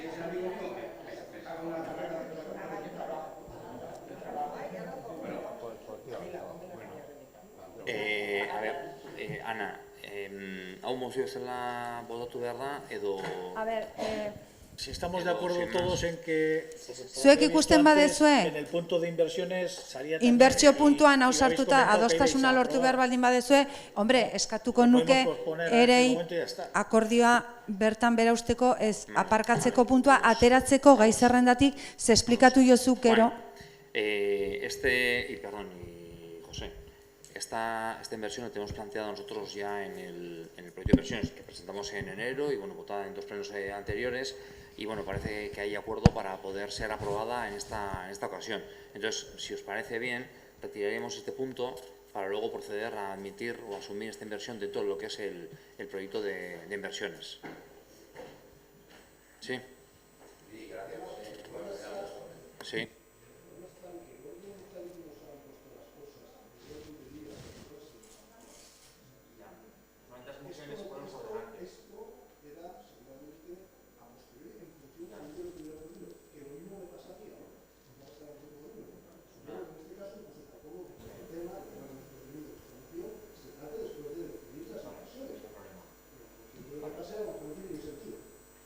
Ningún problema. La verdad es que la costumbre ya se ponen las mociones por delante, pero bueno, no hay ningún problema en alterar el orden y plantear. Y si, como se venía, pues bueno, pues tiraríamos este punto incorporándolo dentro de las inversiones.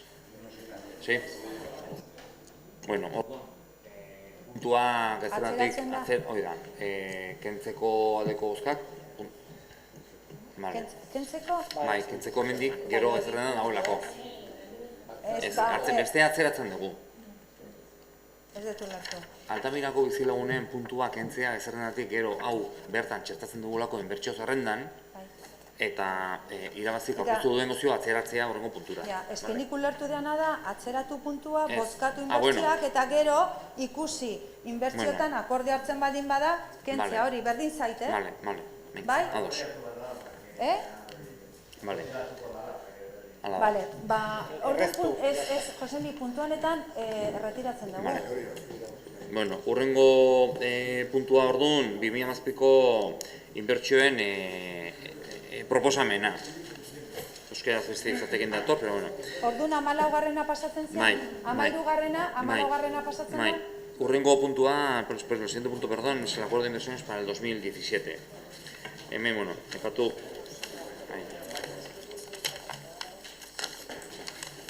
No se me da, es que se caso. Ya está. Bueno, aurreko osoko bilkuran planteatu genituen hainbat inbertsio eta bueno, momentu honetan zerrenda pixkat osatuago dago, aipatu edo komentatu beste alderdi politikoekin ere baita bilerak edo mantendu ditugula aurreko plenoaren ondorioz eta bueno, azkenen banan bozkatzera jungo gehala inbertsioak. Bueno, bakarrik aipatu, bueno, azkenen berandu edo onartzeak baita bat oztopo edo eragin baita dakartza udaletxean. Alde batetik, teknikoek azkenen prorogatu batetan lantzea azkenen zertasunak gehiago ditu, lankarga baita gehiago, bai tekniko mailan, baita administrazio mailan, administrazio mailan, eta horre baita askotan konfusioak edo baita ekartzen dituela partidekin. Orduan, bueno, kapazakean danok alden gehien edo guain onartzea, eta, bueno, datorren urtera begira, bai, gonbidatu nahiko nituzkela alderdi guztiak, proposamenak iraiak amosterako edo baita orkestea, datorren urteko ekitaldia aldeen hoberen eta aldeen baita onartzearen eta aldeen hoberen edana jutearen. Comentaba que el hecho de, bueno, que hemos traído un listado de inversiones, la mayoría de ellas ya vienen también de las planteadas en el pleno pasado y les hemos sumado algunas pequeñas modificaciones. Comentaba que, bueno, pues que el hecho de plantear en un prorrogado mes tras mes diferentes inversiones pues supone también, además de retrasos que pueden generar problemas, pues suponen también problemas internos dentro de lo que es el ayuntamiento a la hora de trabajar en un prorrogado, tanto parte técnico como parte administrativo, porque requiere de más trabajo y en muchas ocasiones, o en algunas ocasiones, pues se genera también confusión en los mismos. Y bueno, pues invito a los diferentes grupos para que para el presupuesto del 2018 pues podamos o puedan presentar también propuestas para el 15 de septiembre, para que de esa manera a ver si podemos plantear un ejercicio normalizado para el año que viene. Inbertsioei dagokionez, bueno, hainbat partidatan zehaztuz, bi desfibridadore pendenten dituen erosteko, hain zuzen ere udaltzaingoak eta babes zibila taldearentzat. Bestalde hirigintzan planteatzen ditugu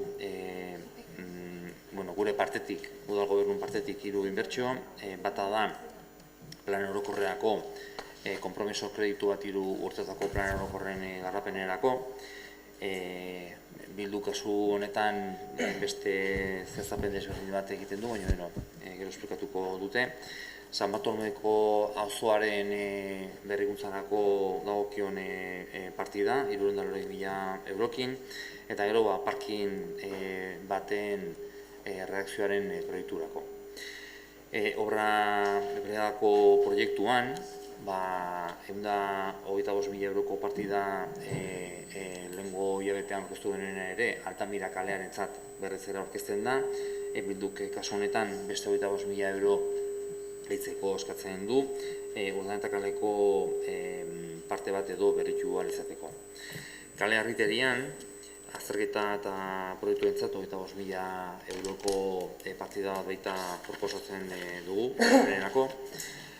Ingurumenaren administrazio orokorrean hemen aisialdi baratza baten prestakuntzarako baita partida bat, 20.000 euroko hain zuzen ere.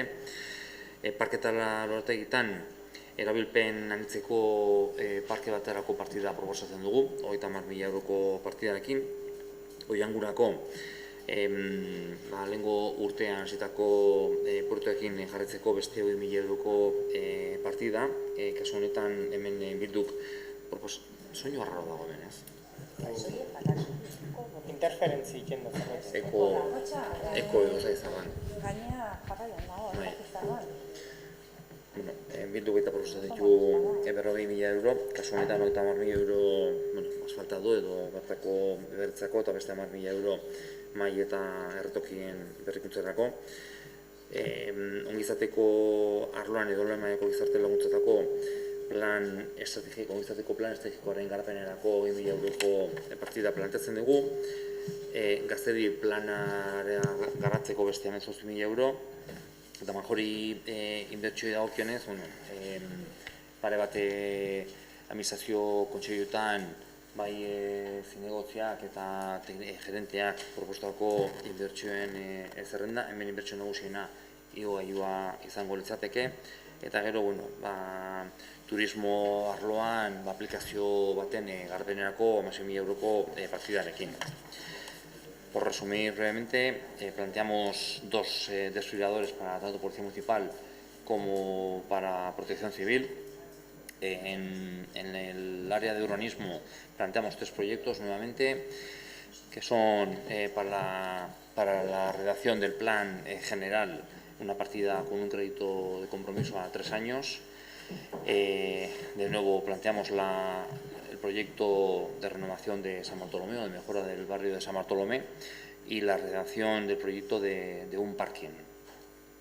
Para la brigada dentro del proyecto de brigada de obras, pues bueno, nosotros planteamos 125.000 euros de la partida que planteamos para la calle Altamira, a los cuales, bueno, Bildu también propone un aumento de 25.000 euros para poder renovar una parte de la calle Urdaneta.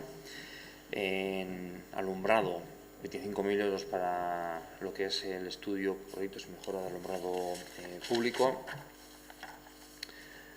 En el ámbito de medio ambiente, el concejal de Desarrollo Sostenible está trabajando un proyecto de preparación de huerta de ocio. En el apartado de parques y jardines planteamos incorporar una partida de 30.000 euros para un parque polivalente, en el cual, bueno, pues, va ligado también con el baloncesto y otras prácticas deportivas. Para Oiangu planteamos 20.000 euros para continuar con el trabajo realizado el pasado año. Aquí Bildu también nos plantea 40.000 euros, 30.000 para, entiendo, ese trabajo y otros 10.000 para el arreglo de mesas y asadores. Dentro del Departamento de Servicios Sociales, para el desarrollo de las acciones del Plan Estratégico, 20.000 euros. Proponemos nuevamente el Plan de Juventud con una partida de 18.000 euros. Y dentro de lo que es Majori Quirol de Guía, en el Consejo de Majori nos propusieron tanto el concejal delegado como el propio gerente un listado de inversiones con 179.000 euros, que son las que incorporamos aquí, en el cual la inversión más importante es el ascensor del mismo. Y por último, dentro del apartado del turismo, para el desarrollo de una app, una aplicación relacionada con la Feria de Ordizia.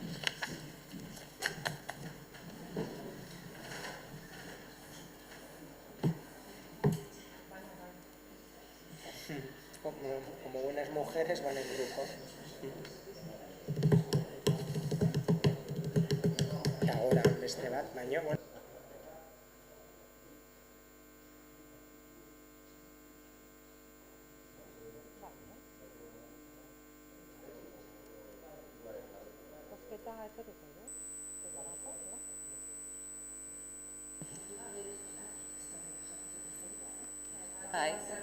Bueno, va. Bai. Vale, bueno, nik espero dut, eta saiatu nahi dugu alik eta azkarren egiten, baina beste modu batera ezintzun bezala azalpen txiki bat egin nahi dut. Egin nahi duten azalpena da, pasadan aste artean bildu ginela udal gobernuarekin, lehenengo aldiz bildu gehala pasadan plenotik, eskaera egin zitzaigula plenoa pasata 3 egunetara biltzeko. Gu beste 2 egunetan zenbait dokumenturen eskaera egin genuela guretzako aurreko plenoan gertatutakoa, ni uste danentzako itxusia izan zala, baina guretzako arazoa ez zegoen aurreko plenoan gertatutakoan, baizik eta gauza gehiagotan, eta horren pasadan aste artean azkenean bildu ginen.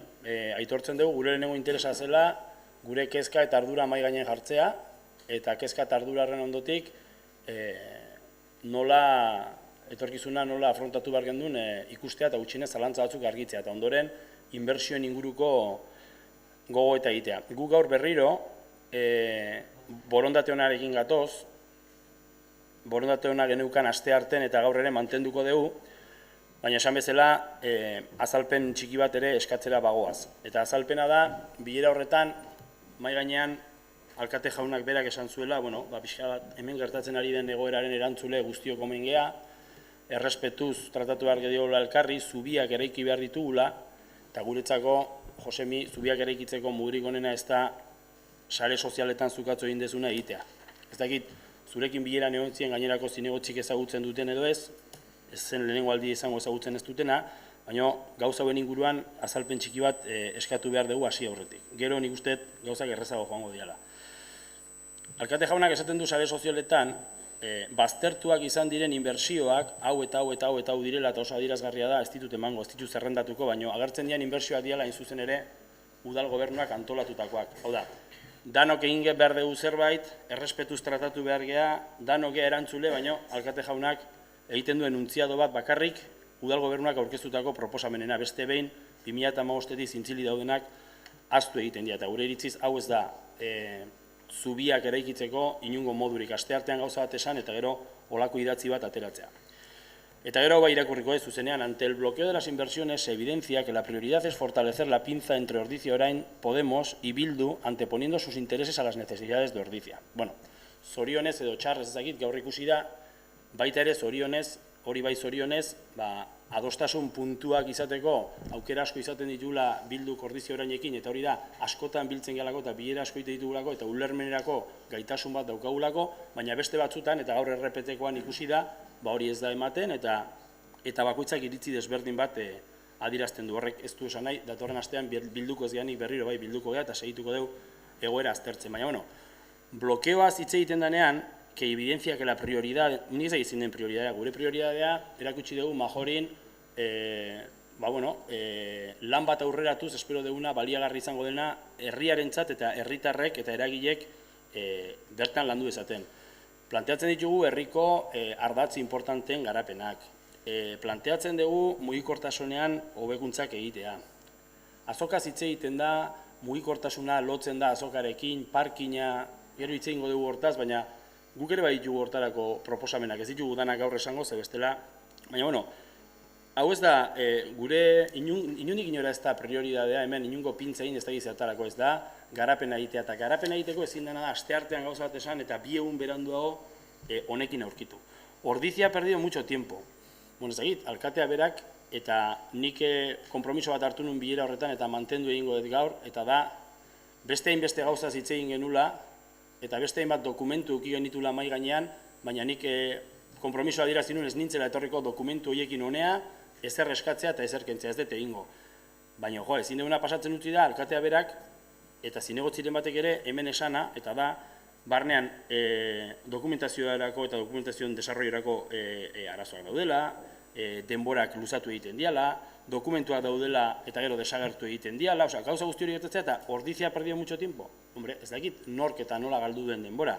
Garbi da ona da, 3. plenoa dela, dakartzaguna inbertsioak, aurreko bietan borondate bat egon dela, inbertsio batzuk aurrera ateratzeko, eta inbertsio horien kopurua 600.000 eurogatik dela, eta pentsatu nahi dugu, 600.000 euroko inbertsioak nahikoa badiala inor geldirik ez egoteko eta lanean aritzeko. Orduan, pentsatu nahi dugu, ez dakit, alkateak langileekin hitz egin da esaten duen edo bere iritziz esaten duen, baina ez dut uste zuzena denik hori horrela egotea. Eta gero que estamos hartos de que el mero rifirrafe político paralice la Ordizia. O sea, biltzen gehat esaten dugu, vamos a procurar tener más respeto, vamos a procurar encauzar esto, eskaera batzuk egiten ditugu, arrazoi batzuk ematen zaizkigu, bale, guk gaur ez dugu ingo, guazen inbertsiotaz hitz egitea, eta gero, Jose Miguel Santamaria Ordiziko alkatea da. Herritarri izateaz gain, Ordiziko alkatea da. Orduan, bere sare sozialetan jartzen duena, Ordiziko alkate bezala jartzen du. Nik ez dut esplikaziorik ere nahi. Eskatuko niokena da, benetan hitz egiten dugunaz sinisten baldin badegu, mesedez, gauza hauek, asteartean bildu eta gauza hauek ez dutela ezertarako laguntzen. Behin hori esan da, pasatuko gea inbertsioz hitz egitea, eta gure inbertsioen inguruko hausnarketa esan da. Azpimarratuz gaur ere, berriro ere, erabateko borondatekin gatozela gauzak egiteko. Eta erabateko borondatekin gatozela onartu behar diren edo onartu ditzakegun gauzak onartzeko. Baina, pasadan asteartean komunikatu genizuen bezala, badakizue, badaudela marra batzuk, eta marra horiek ez dira guk onartu ditzakegunak ala ez. Guk marra jartzen ditugu egiteko eretan. Eta azpimarratu genizuen, hemen agertzen dian, hainbat gauza potolok, ez dutela bere bidea eraman, ez dutela bere modua izan, ez ditugula ezagutzen, garapen gehiago behar dutela, eta beste zenbait kasutan, zalantza handia daukagula, olako proiektuak egin behar dian, edo ez. Zentzu horretan erantzungo dugu eta zentzu horretan bozkatuko dugu. Baina bai gatoz berriro, beste apostu bat egitea zentzu horretan. Bakarrik benetan eskatuko genukena da, guztiok egitea eta ez ibiltzea bi hitz egiteko edo bi egiteko erekin, ze bestela ez goazinoa. Argi dago, eta gian izan zuzena jartzea zu behar da, baina nik bintzat iritziez pertsonal bezala jarri nuen hori, argitzeko inbertsio batzuk behin eta berriz bozkatu direla eta ez dela onartu, baina bukaeran bai jartzen dutela azkenean elkartu berehala, eta bintzat asmoa dela gauzak edo zuzentzea. Gauza bera eskatuko nioke kasu honetan EH Bilduko alderdiari sare sozialetan erabiltzen dituen hainbat komentario eta ridikulizazio gaietan baita egitea. Gu behintzat nire partetik, nire idatzietan inoiz ez da ez ridikulorik saiatu izan egiten, ez da ere itzitsusirik edo zentzu etxarrean edo ezer jartzea. Barkatu, gauzatxo bat, nik eskertuko nizuke zuk lehen esan diazuna nahi, mesedez, atzea botatzeko nik esandakoa zeuk ere egitea? Algo parece no importar a la oposición, algo que parece no importar a la oposición. Hartos de mero rifirafe político parece oposizioa ez dugu lanik egiten, oposizioa ez dugu inoingo zeik egiten, gezurretan aritzea, eta orduan eskertuko nizuke, ni lehen esan detena bezala, zuk ere atzea botatzea. Gezurra izan nik uste hitz potoloa dela, esan dezela nire iritzia da eta horrela izan dugu, baina nik behintzat gaur ez gatoz polemika hemen egiteko, eta nahi bale duzue beste foro batetan, itzengo dugu, gauza guztiabek edo argitzeko, ikusteko, bakoitzak nola bizi izan ditun, azkenen bere bizipenak legaldian zehar. Bueno, banan bozkatzera jungoea inbertsioak. Bueno, lehendaziko biak alkarrekin proposatuko dugu, bozkatzea. Votaremos una por una las inversiones, las dos primeras propondré votar a la vez porque al fin y al cabo tienen el mismo objetivo que es la prevención a través de la compra y adquisición de desfibriladores tanto para la Policía Municipal como para Babes Zibila. 3.000 euroko partida da bana, 6.600 guztira. Son 6.600 euros para la compra de esos dos desfibriladores. Aldeko bozkak. Urrengoan, taian hemen izan daiteke eztabaida gehiago, plan orokorra. Aurreko plenoan ikuste luze egin genuela plan orokorrarekin, gaur ez dut uste dagokionik edo hortan luzatzea. Bakarrik, aipatzea, legaldi honetan jarraitu dan lana, aurreko legaldian baita jarraitu zen lan berbera dela eta eskema berberarekin. Orduan, parte hortatik aldaketak edo egitea arraro edo iruditzen zezkigula. Azken plan orokorra edo egiteko arkitekto bat beharrezkoa da eta jurista ere baita beharrezkoa da. Berez, plan orokorra martxan jarri genuen momentuan, udal langilea den herriko arkitekta izendatu genuen lan horretarako eta batera esleitu genuen aholkularitza juridikoaren zerbitzua biek batera lanean aritzeko. Gauza da, aholkularitza juridikoaren lana edo eslepena edo kontratua mugatu azala, denboran. Nezuatzen nuen 3 edo 4 urtetako zen, ikuste 3 urtetako zela, eta hori, bukatu zenez, likidatu egin zen kontratu hori, eta momentu hartatik aholkulari juridikorik gabe gaude. Gure ustez, herriko edo udaltzeko arkitektarekin lan egitea, nik uste bere onura guztiak ditula, herria berak ondo ezagutzen duelako, lan bat ere baita azkeneko 6etan baita zuztiotetan egin duelako, eta bertan baita dagoelako edo zein zalantza edo arkitapen edo egin ahal izateko. Guk proposatzen dugu plan orokorrerako kreditu konpromiso bat sortzea, urteko 47.856 eurokoa, guztira 52.000 euro izango liratekeena.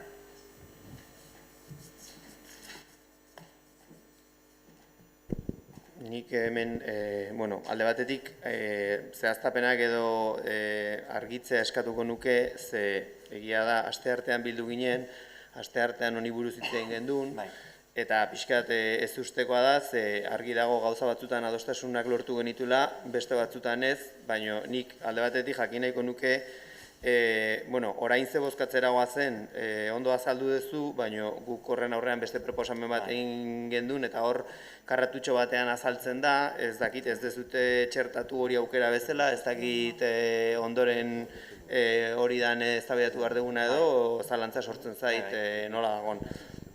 Aipatu dut, Bai, galdetzen diet gehien bat, bai idazkariari eta kontu hartzaileari.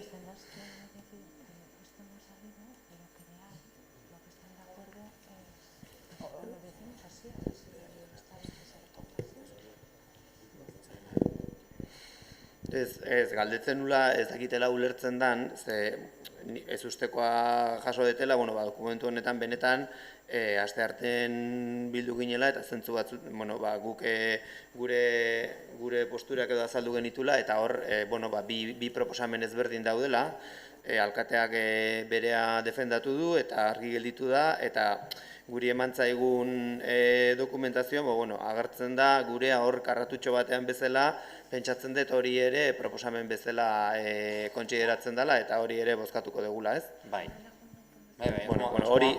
Hori argituta, nik bere aste artean bildu ginean ere alkateari adierazi nion, plan orokorra abian dago, onartu berri ditugu oraintxe pleno honetan bertan partaidetza programak, programa horiek orain garatu beharko dira, hasierako aurrerapena edo dokumentua osatuta dago, eta guk ikusten duguna orain benetan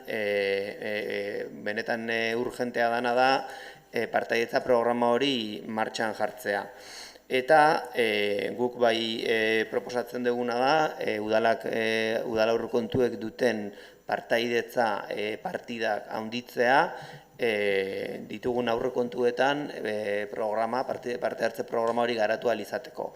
Eta hori zergatik, zalantzak ditugulako eta aste honetan zehar saiatu gea Mikel harrapatzen, baina ez dugu lortu eta pentsatzen dut hitz egingo dugula, baina hemen ere aurreko plenoan berak aipatu zuen, planak egiteko modu asko daude, orain momentu honetan nolabait ulertzeko etxean egiten ari gara, baina plan horiek ere esleitu daitezke. Gu informatu gea eta aurrerapena etxean egin duten udalerriak badaude eta gero hori onartuta plan orokorraren garapena kanpora esleitu dutenak.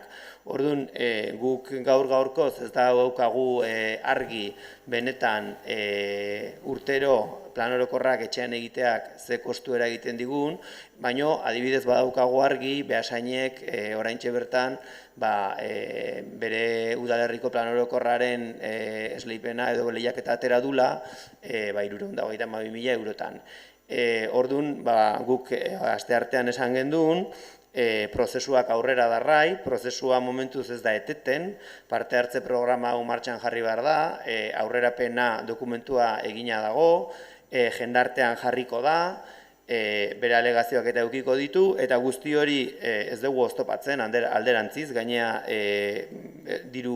aurreikustako dirua 24.000 eurozien eta 30.000 igo dugu iruditzen zaigulako horre ez dugula eskatimatu behar, baina esan dugun bezala guk eredu horretan gure zalantzak ditugu ea plan orokor hori etxean egin behar dan edo behin abantzea onartutakoan kanpora esleitu behar dan. Orduan hori argitu bitartean diru kopuru horiek momentuz ez ditugu onartuko.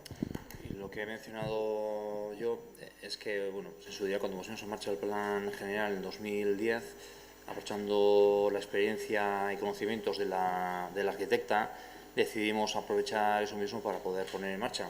Paralelamente y a la vez adjudicamos el servicio de asesoría jurídica.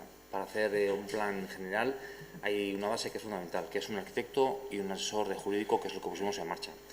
A nosotros nos sorprende que después de tantos años y sobre todo cuando estamos siguiendo el mismo esquema que la pasada legislatura, pues ahora se generen dudas o se tengan dudas cuando estamos trabajando con el mismo esquema que la pasada legislatura y se planteen cambios. Ahí es donde no sabemos, nos genera, de verdad, nos parece un tanto curioso, porque planteamiento es el mismo que el de la pasada legislatura, no hay más cambios.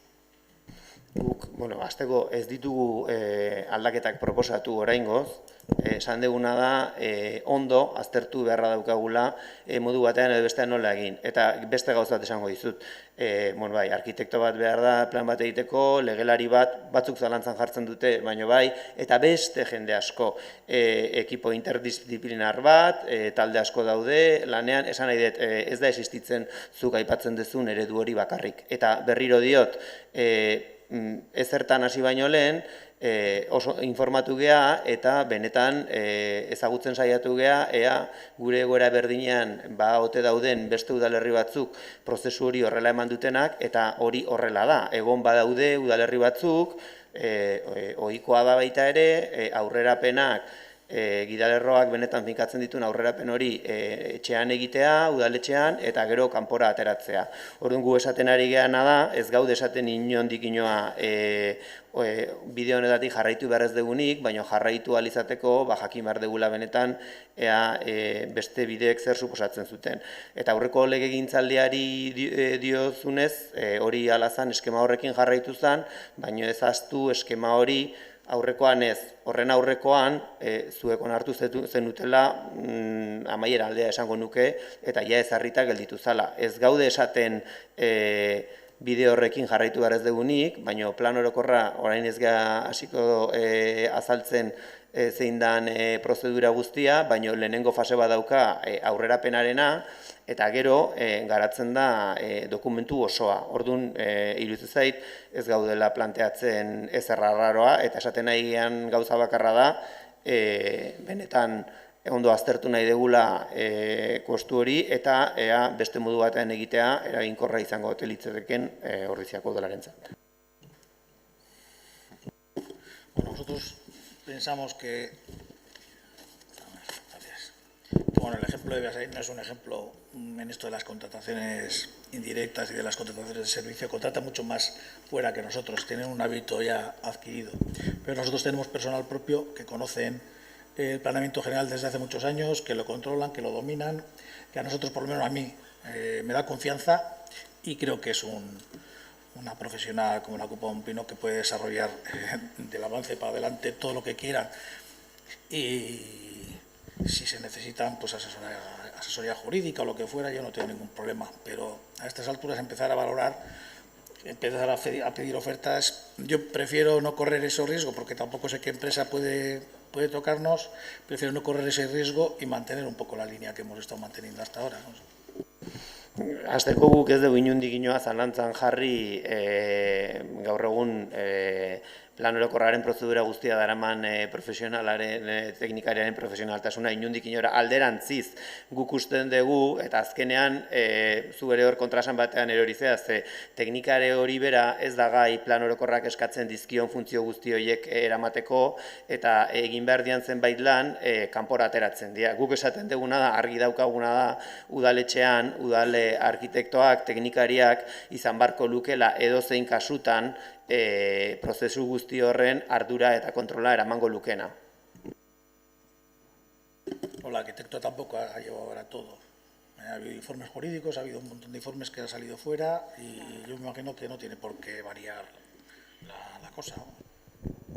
Es que es eso lo que he dicho.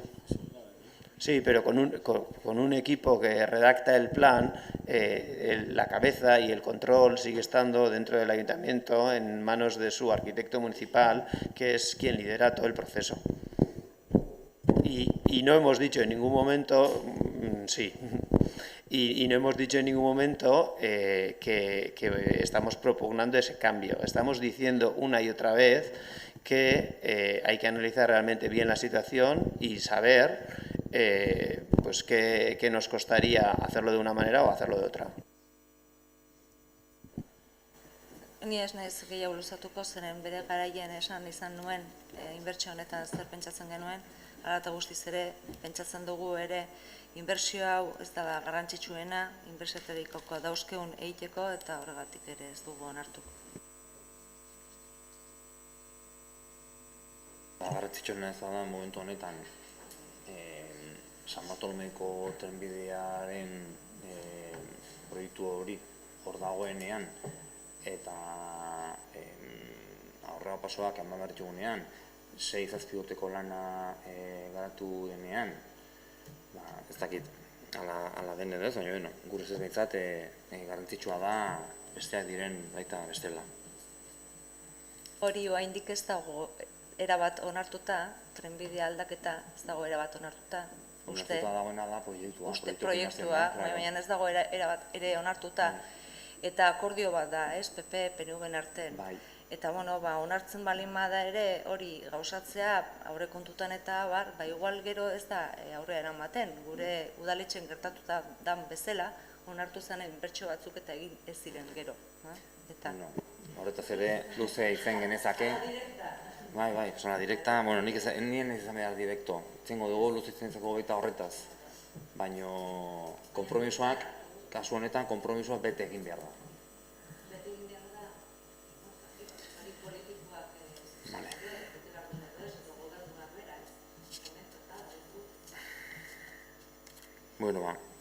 Bakarrik adur matiz txiki bat. Hemen parte hartzeko prozesutan 40.000 euro aurreikusten dituzue, baina 10.000 euro dira kirol mailako hau ja berez badago partida orduan eskatuko nizuke zuen proposamenean 10.000 euroek hauek kentzea eta 40.000 euroko partida 30.000 euroko partidan bihurtzea. Bai, hori nik uste denun, horregatik esan dut, harridura baita dokumentu hau jasotzea, zeguk egin gendun, maiatzak 17an plenoko gaien batzordean proposamen bat, eta hor adierazi zitzaigun, ze ez genekigun pleno hasieran kontatu dizkiguzuen dekretu horien berri, dekretu horien barruan 201.000 euroko poltsa baten barruan, gero aipatuko ditugunak zaudela eta baita ere planteatzen zala honen aldaketa. Orduan, esan nahi dut, hori alde hortatik itxita baldin badago, eta hemen testuan ere argi jartzen du, guk proposatzen duguna da plan orokorreko partaidetza, aurrerapen faseko partaidetza prozesurako 30.000 euroak. Orduan hori izango zen, gure proposamena ulertzen dut. Horregatik galdetzen nion leno, Mikeli eta Anari, ea ulertzen zen, benetan zein zen proposamena. Komentatzen gaitu dira, nahiz eta kuadro baten jarrita aurreon, guain, hemendik nonotik atatzen garen, eskatzen garen jarriko dugu proposamen bezala. Kuadro hau eta gana, proposamen bezala nola geratzen dira. Mila, oida.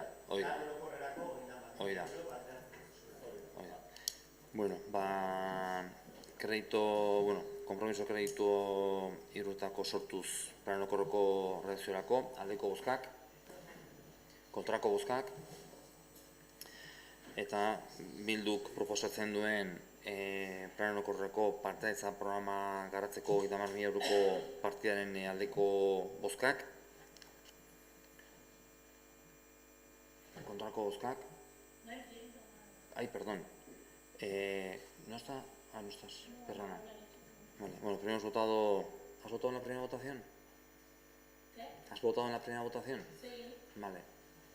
La segunda parte es la aprobación de una partida de 30.000 euros propuesta por Bildu para desarrollar el programa de participación ciudadana del Plan General. ¿Votos a favor?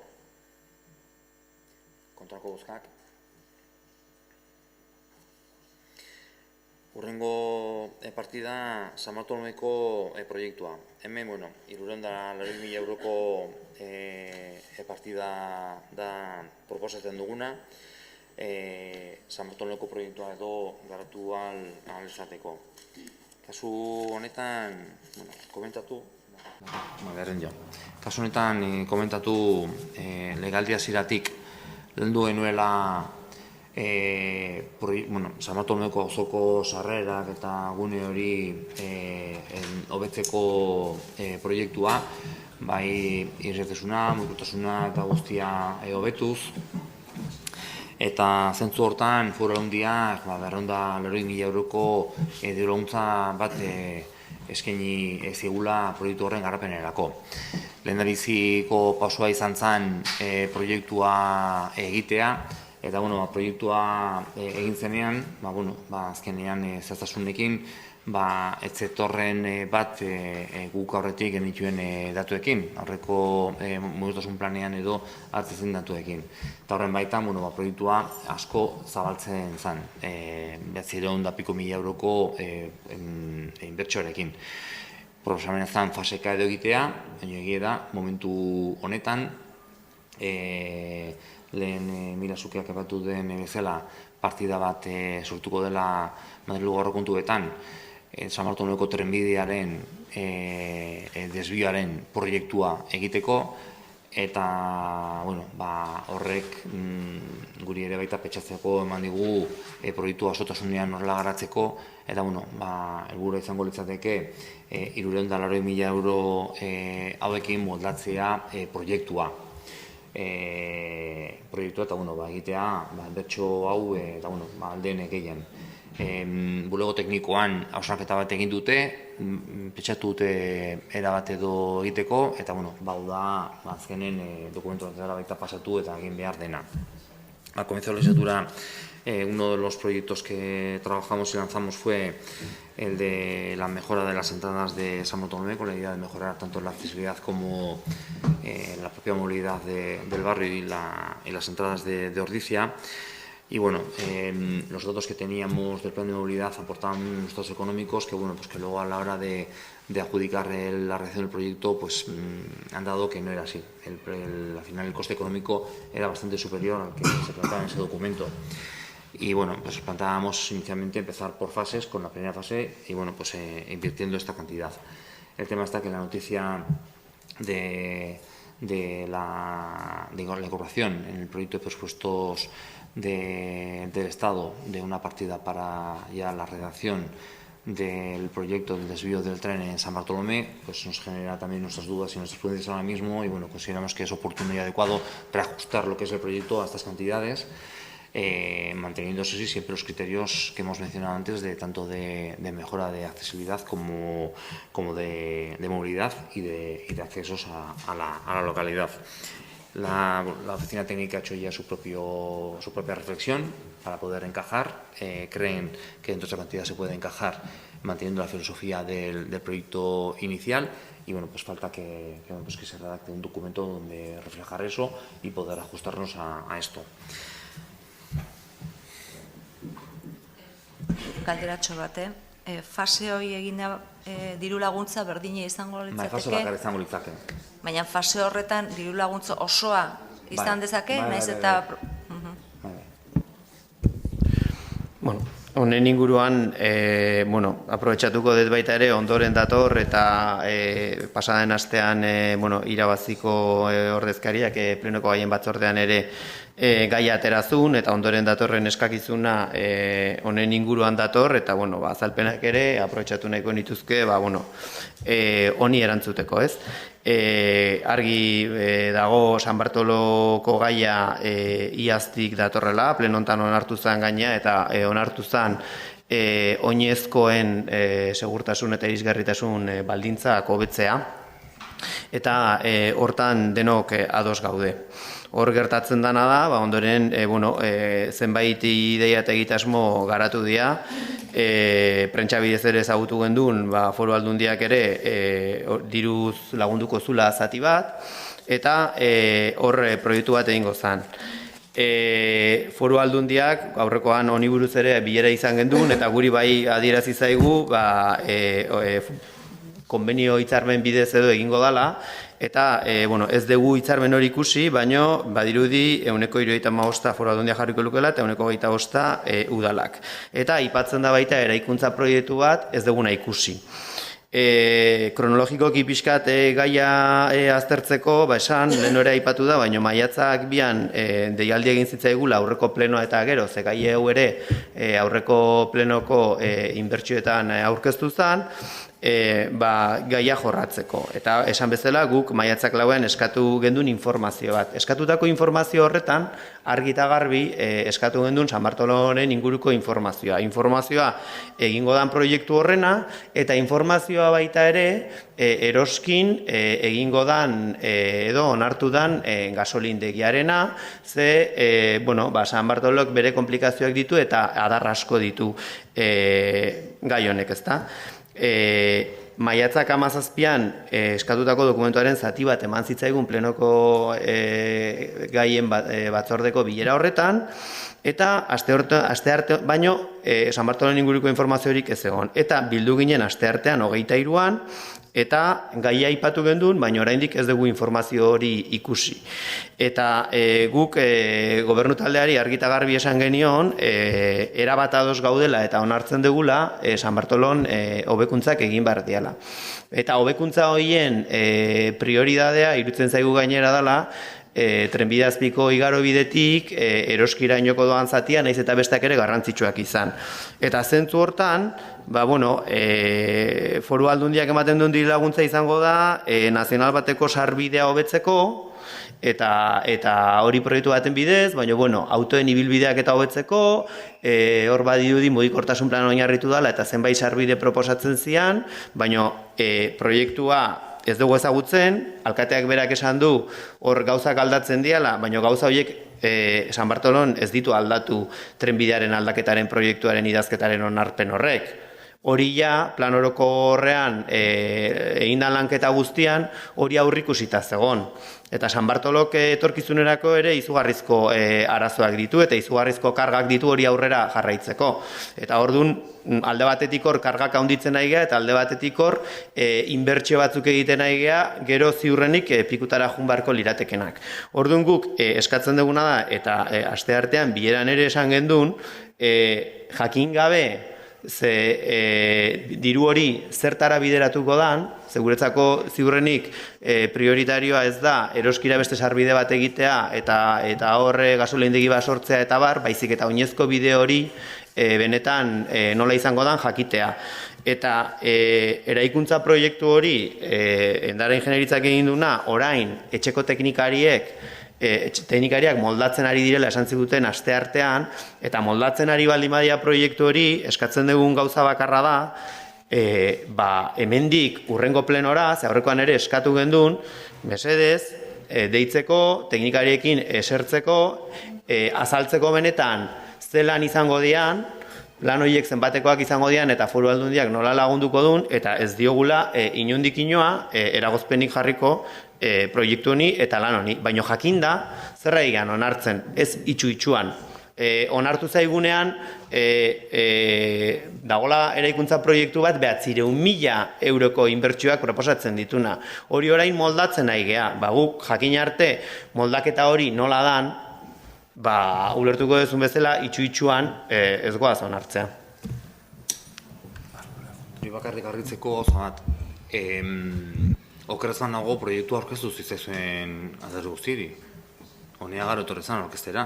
Hemen plano batekin. Proiektu guztia osotasunean. Proiektua egin bezain pronto, bilera bat ditu genuen alderdi guztiri aurkezteko. Que una vez de que el arquitecto redactor del proyecto realizó el proyecto, convocamos una reunión en todos los grupos para informar del mismo y se hizo una presentación aquí, en el cual se presentó todo el proyecto con las cantidades y todo. He entendido que no se presentó ese proyecto. Sandeu?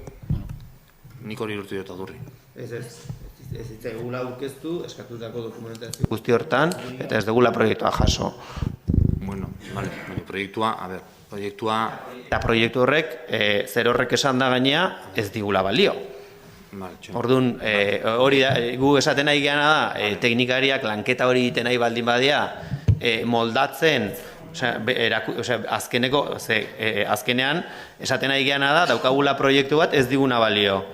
Eta proiektu hori teknikariak, etxeko teknikariak moldatzen ari diela. Hemen esaten da, denbora galtzen, ez teknikariak lanean daude, moldaketa hori egiten nahi dira, aste hartan lanean zauden, gaur ez dakit esan duzu, ja amaituta dagoela, amaituta baldin badago, ez esan nahi dut, amaitzen denean aurkeztu, eta ez dugu inungo eragozpenik jarriko, baina jakin nahi dugu zer egingo da. Por aclarar, el proyecto una vez acabado se presentó aquí a todos los grupos.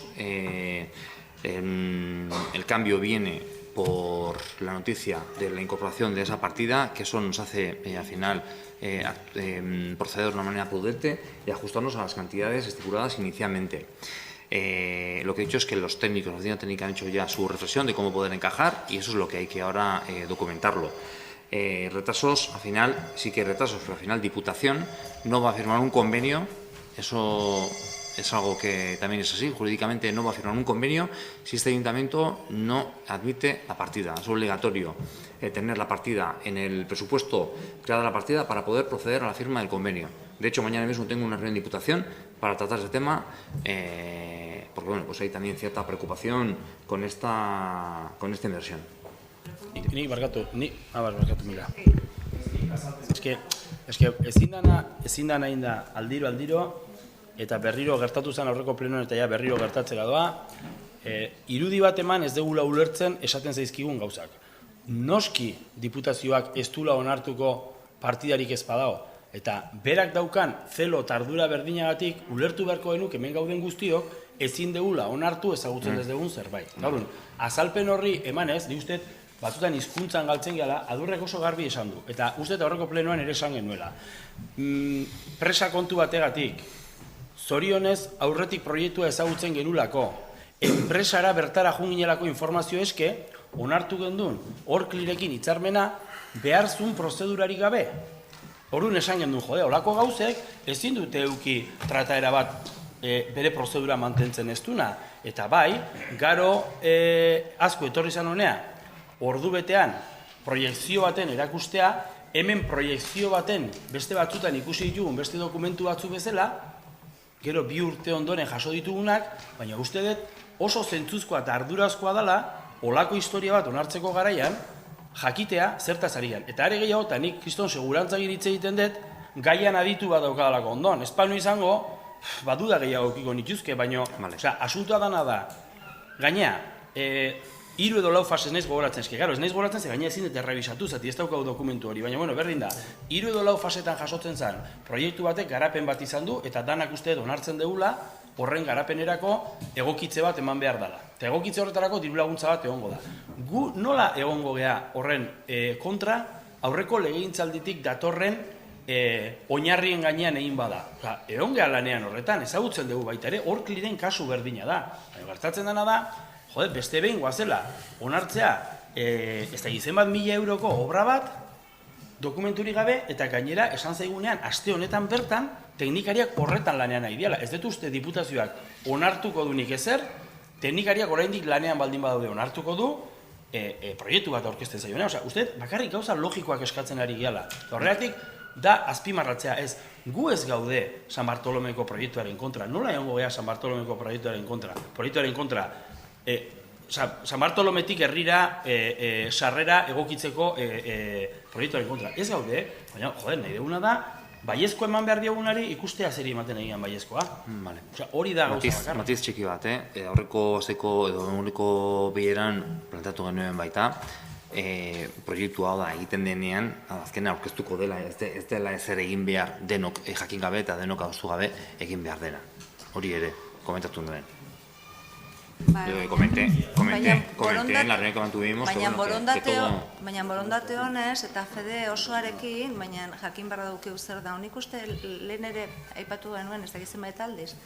Eta berriro digu nik ez naiz gehiago esan behar, oso garbi utzi du behar. Baina guk ere gure diskurtsoa berdintxu izan da, eske garbi dago da 300.000 euro biztanleriena ez den dugula jarri hasi, porque sí. Osea, gauzak egin behar dien bezala, aurkeztu, eztabaidatu, erabak adostu, eta gero, bila ez da, 380.000 balin badira, eta bestela beste. Partida ez dela asistitzen, ez zen utela ezagutzen, baina gauza ez denez hor sartu behar. Bakarrik planteatu detena. Bueno, Merdello, ya no voy a... Una pregunta. Si no se aprueba esa partida, ¿se pierde la subvención? Tanto en cuanto no haya partida en este ayuntamiento, Diputación no va a proceder a la firma de ningún convenio para que nosotros podamos... ¿Pero se pierde la subvención? No, pues no sabemos. No, te hago la pregunta por una moción que tenemos aquí para ver. Que supuestamente por culpa de...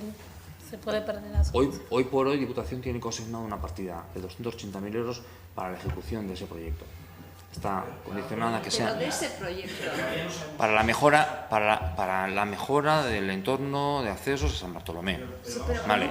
un proyecto, el proyecto vale. que se presentó aquí, que nosotros vimos que era 3 fases, etcétera, etcétera. Sí. Por eso te he preguntado yo, a ver si es esa cantidad la que se va a dar a una fase solo o a todo el proyecto entero. No, al Pero final, es un no. proyecto La y un dinero. decisión prudente era la de Cuando se rehacer ese proyecto, redimensionarlo a las situaciones concretas, tanto físicas como económicas. Entonces, ese es Porque es bueno hablar esas cosas bien claras para las personas que no lo entienden, para que luego no estén difamándonos a nosotros y culpándonos de cosas que no son ciertas. ¿Entiendes? Lo voy a volver a decir. Antes he incidido en la importancia de aprobar al máximo el mismo número de propuestas y proyectos dentro de lo que es el presupuesto para evitar andar generando problemas tanto técnicos como administrativos. Eso al final... eskutan daukezue, osea, eman presa proiektu hori bukatzeari, aurkeztu proiektua, eta behar baldin bada, ezoiko zerbait egin hori aurrera ateatzeko, baina eske etxe honetan dago, nahi esan, etxe honetan dago, proiektua bukatuta baldin badago, goazen ikustea proiektua.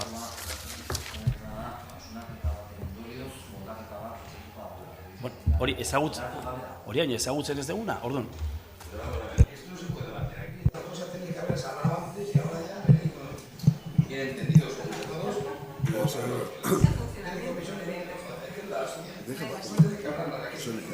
Bai, Marijo.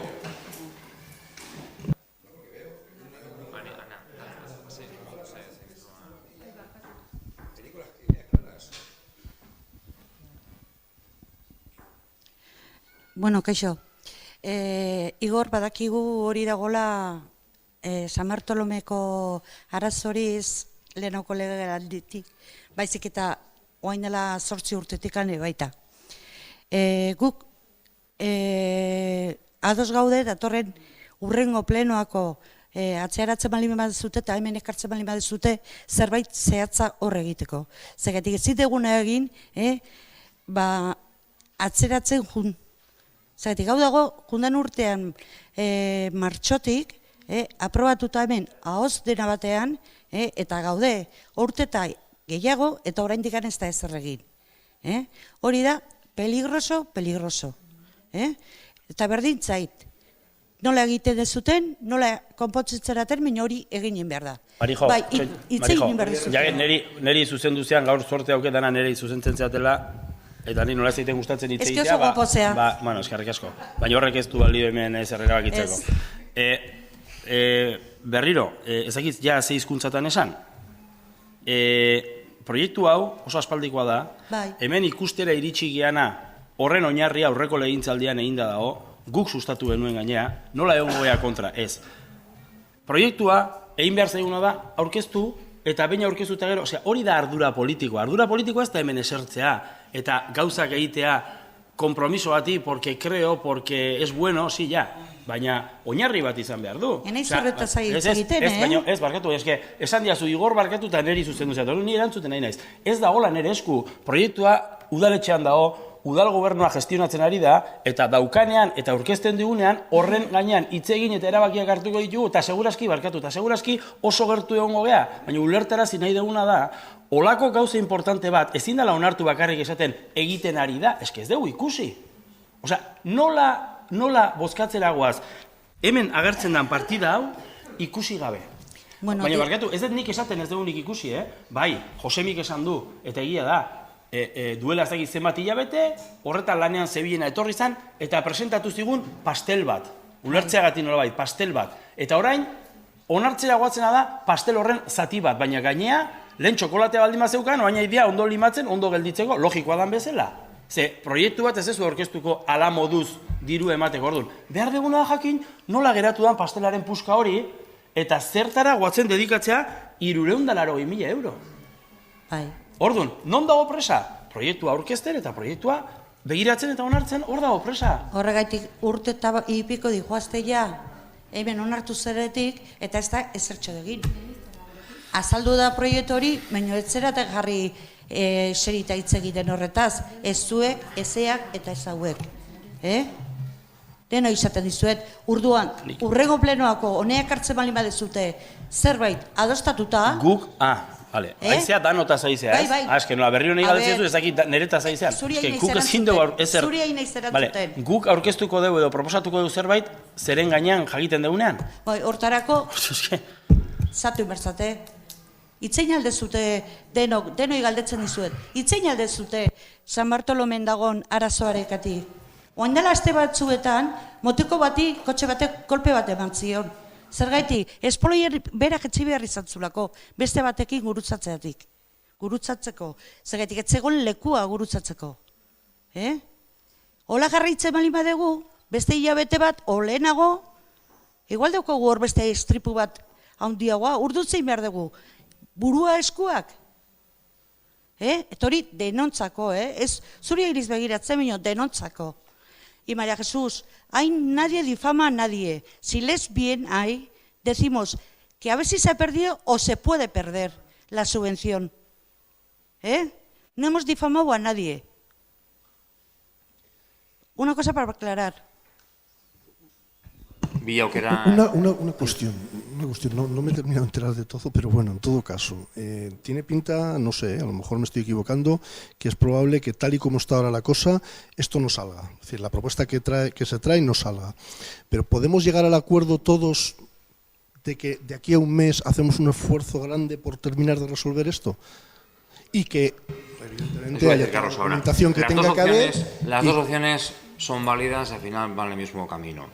Es práctica habitual en cualquier institución el de cuando se aprueban los presupuestos se planteen partidas para hacer diferentes proyectos sin conocer siquiera cuál va a ser al final el contenido exacto del proyecto. Es también perfectamente válido lo que se está planteando aquí. Nosotros, por nuestra parte, no vamos a plantear ningún problema por dejar encima de la mesa este proyecto. Esperemos que los técnicos, creo que esta semana que viene tienen una reunión para ello, puedan cerrar cuanto antes el tema para que no podamos perder los 280.000 euros que Diputación nos está planteando para conveniar, pero claro, previa existencia de partida, más que de proyecto. Pero entiendo que si perdemos las subvenciones porque el trabajo no está hecho, ¿no? Entiendo. Porque poner una partida sin el trabajo realizado sobre el que se pone la partida creo que no pasa en ninguna institución. No debería. No sé si pasa, pero no debería. La base jurídica para firmar el convenio es la existencia de una partida al final que complete la partida necesaria. Sí, claro, pero para poder... Diputación no nos está pidiendo lo mismo que esté el proyecto. De hecho, evidentemente es para ejecutar una acción concreta. Sí, pero claro, si yo tengo... si yo pido una factura pro forma, por ejemplo, para que me tiren 2 tabiques y me pinten, primero tendré que conocer el proyecto de lo que van a hacer, ¿no? Quiero decir, yo no voy a destinar ni siquiera la partida de eso hasta que sepa que verdaderamente me lo van a hacer como es debido. O sea, pasa en nuestras casas. ¿Cómo no va a pasar en la institución? Quiero decir con esto que no me gustaría volver a oír de a ver si podemos para que no perdamos. Es que si no perdemos es porque en esta casa todavía el trabajo está sin terminar. Es por eso por lo que no perderíamos. No por asignar una partida a algo que no conocemos. No descontextualicemos. Estamos hablando de dos cosas diferentes. Yo lo que estoy hablando es al final de la necesidad de tener una partida en el presupuesto municipal para poder firmar ese convenio. Ese es un tema. Y otra parte es, al final, el que tengamos un proyecto para poder ejecutarlo. Son temas completamente diferentes. Son diferentes. Estamos hablando, el planteamiento que estoy haciendo yo es de la necesidad de una partida de ayuntamiento para poder firmar un convenio.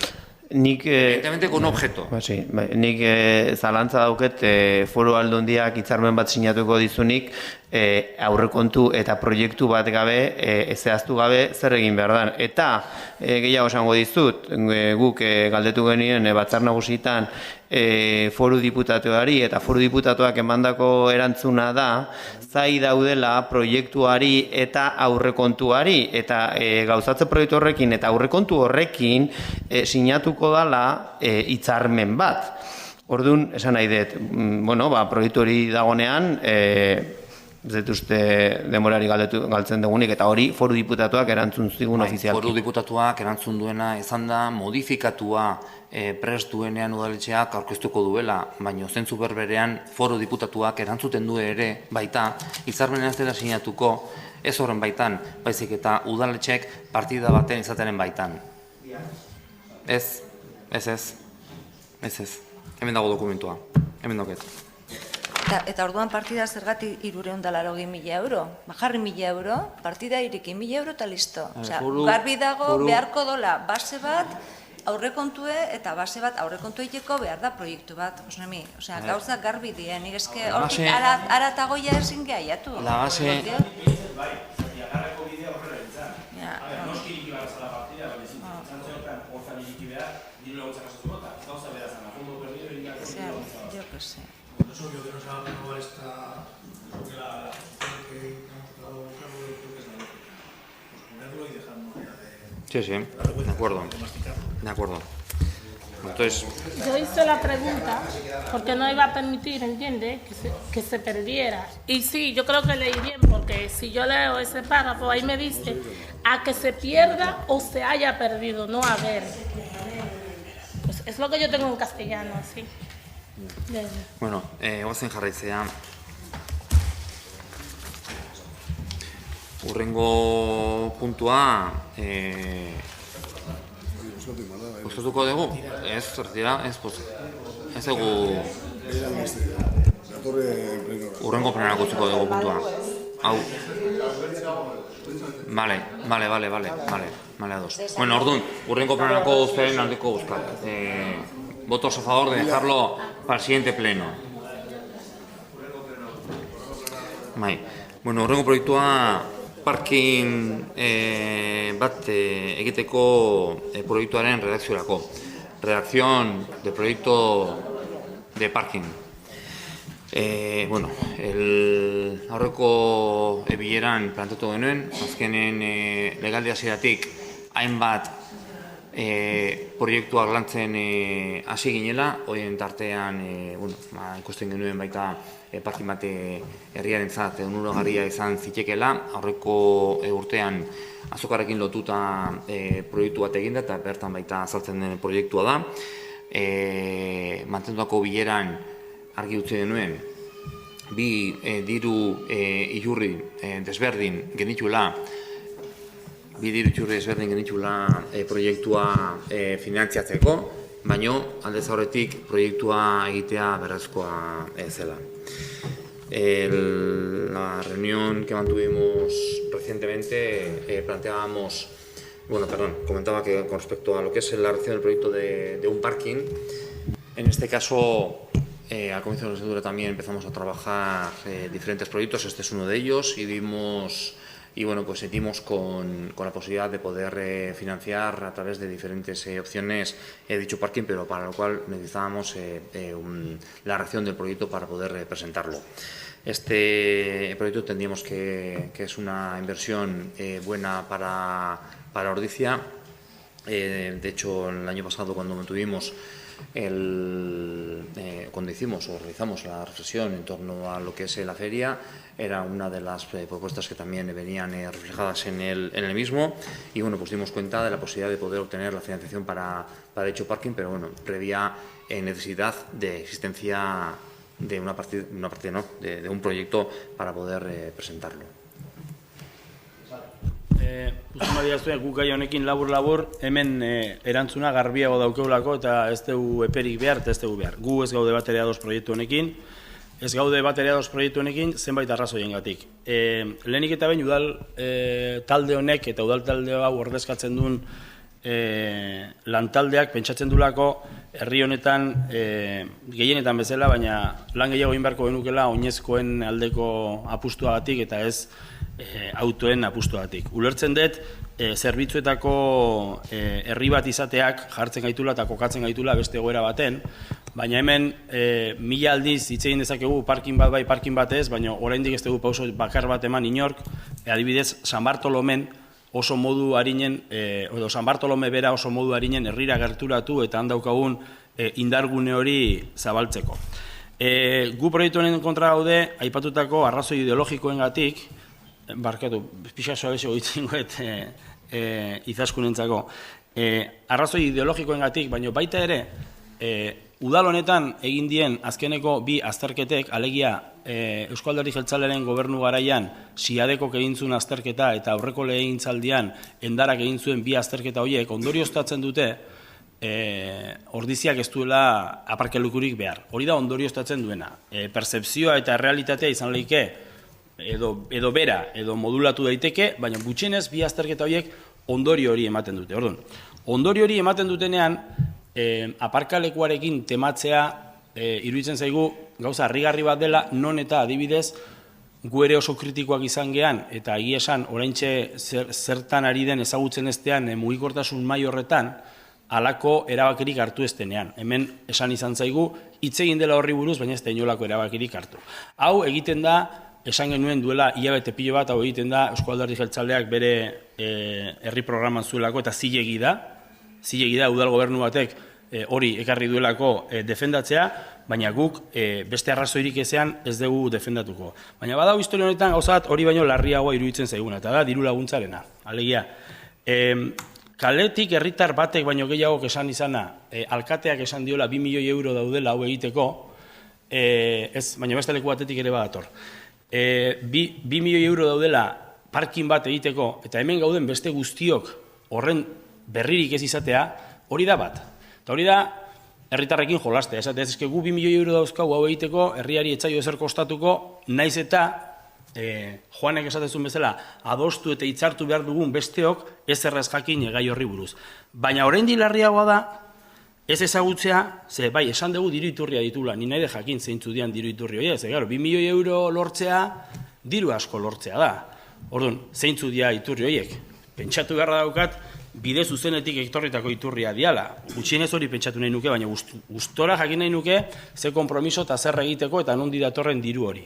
Eta hola balitz, eta benetan hori baldin badator azoka, komertzioaren da sustapenerako, majorikoa ikusi dezute, agian urrena ikusiko dezutena, plazaren gure egokitzapen prozesua izango da, eta ziur esaten dizuegu, merkatarien sustapenerako baldin bada, oso ondo etorriko diala 2 milioi euro horiek, parkin batean erabili beharrean, benetan merkatuan dabiltzenentzat proiektu bat sustatzeko. Ze, hau dana esan barra daukau, hitzeiten ari gelako, kaletik esan dizkiguten gauzetaz. Ez dakigu hori baino gehiago. Bakarrik, EAJak bere herri programan parkin bat egitea zeukala, oso modu kaskar eta zabarren eta informaziorik gabe mugikortasun mai bat sortu zuela, eta ez dut berri esaten, prentsaurrekoan salatu genuen, mugikortasun mai horren helburua beraien proiektua zilegitzea zela, eta gaur, parkin bat dator, baina aintzat hartu gabe, udal honetan egin dian azkeneko 2 azterketak zentzu horretan justu kontrakoa esaten dutela. Orduan, ni badakit jendearekin eta herritargoarekin ondo geratu behar dela, baina berriro eskatuko nuke ardura, eta benetan herritarrei esplikatzea nundi jorratu dituzuen diru laguntzak, zergatik izango dian parkin bat egiteko, eta baldin bada azoka eta merkataritza sustatzeko, zergatik ez 2 milioi euro horiek beste zerbaitetan erabiltzen, eta ez parkin bat egiten. Bueno, bitan esan da. Mugikortasun planak ez du esaten beharra ez dagoenik, esaten duna azkenen herriarentzat, herrin bertan bizikarenontzat ez dela beharrezkoa aparkaleku gehiago, baino mugikortasun planean bertan bai agertzen direla, hainbat sektore edo sektorizatuta, eta auzo batzuetan behar hori baita somatzen da. Esanguratsuak dira adibidez, Urdan eta Bukaerako partea, horre Ilaberreun plazako gabezia edo aurkezten delarik, edo Aldezarren inguruan 325 plazako beharra, edo guztuntzan beste Berreun bate plazen beharra edo horrekusten duenean. Baina gure planteamendu gure lana ez da izan bakarrik herriaren edo herritarren beharrak kontutan hartuz, besteak eta baita gure herri garapenerako beharra edo hori kontutan hartuz, eta hori aurreko plenoan baita aipatu genuen.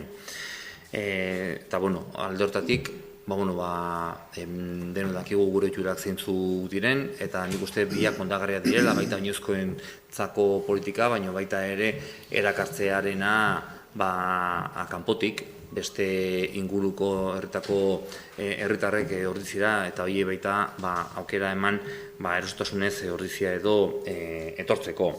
Eta diru itxurriak, azkenean Europaren diru laguntza batzuen bidez etorriko lirateke. horre behitzate bere momentuan ja ikusi genituen, eta lan lerroak edo baitan moldatu daitezke proiektu hau garatzeko, baino epatu duzun bezala, proiektu hau garatzeko bakarrik ez, beste proiektu batzuk ere, gu ez gaude itxita beste proiektu gehiago edo aurkeztega Europara, ez bakarrik honetarako. Gertatzen ez diodala entzun inungo herritarri, alkateak esan dionik 2 milioi euro edo 3 ekarriko ditula Europatik kulturgune berri bat egiteko, eta daramagu horrekin ez da egiten. Ez, hori inoiz ez dugu esan guk. Hori ba, ez diodala entzun, esaten dez? Baina hori ere baita landu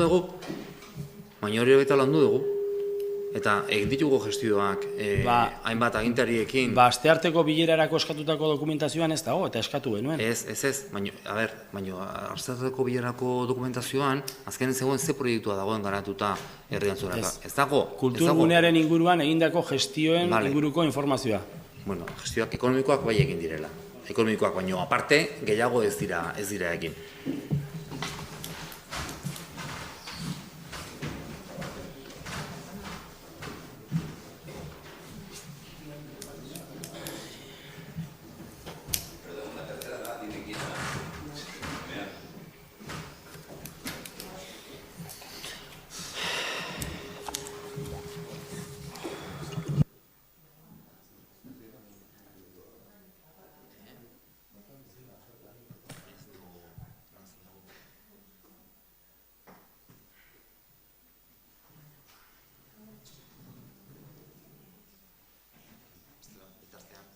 Gazterotu ingo dut. Bitartean gazterotu ingo dut. Etortzen den bitartean.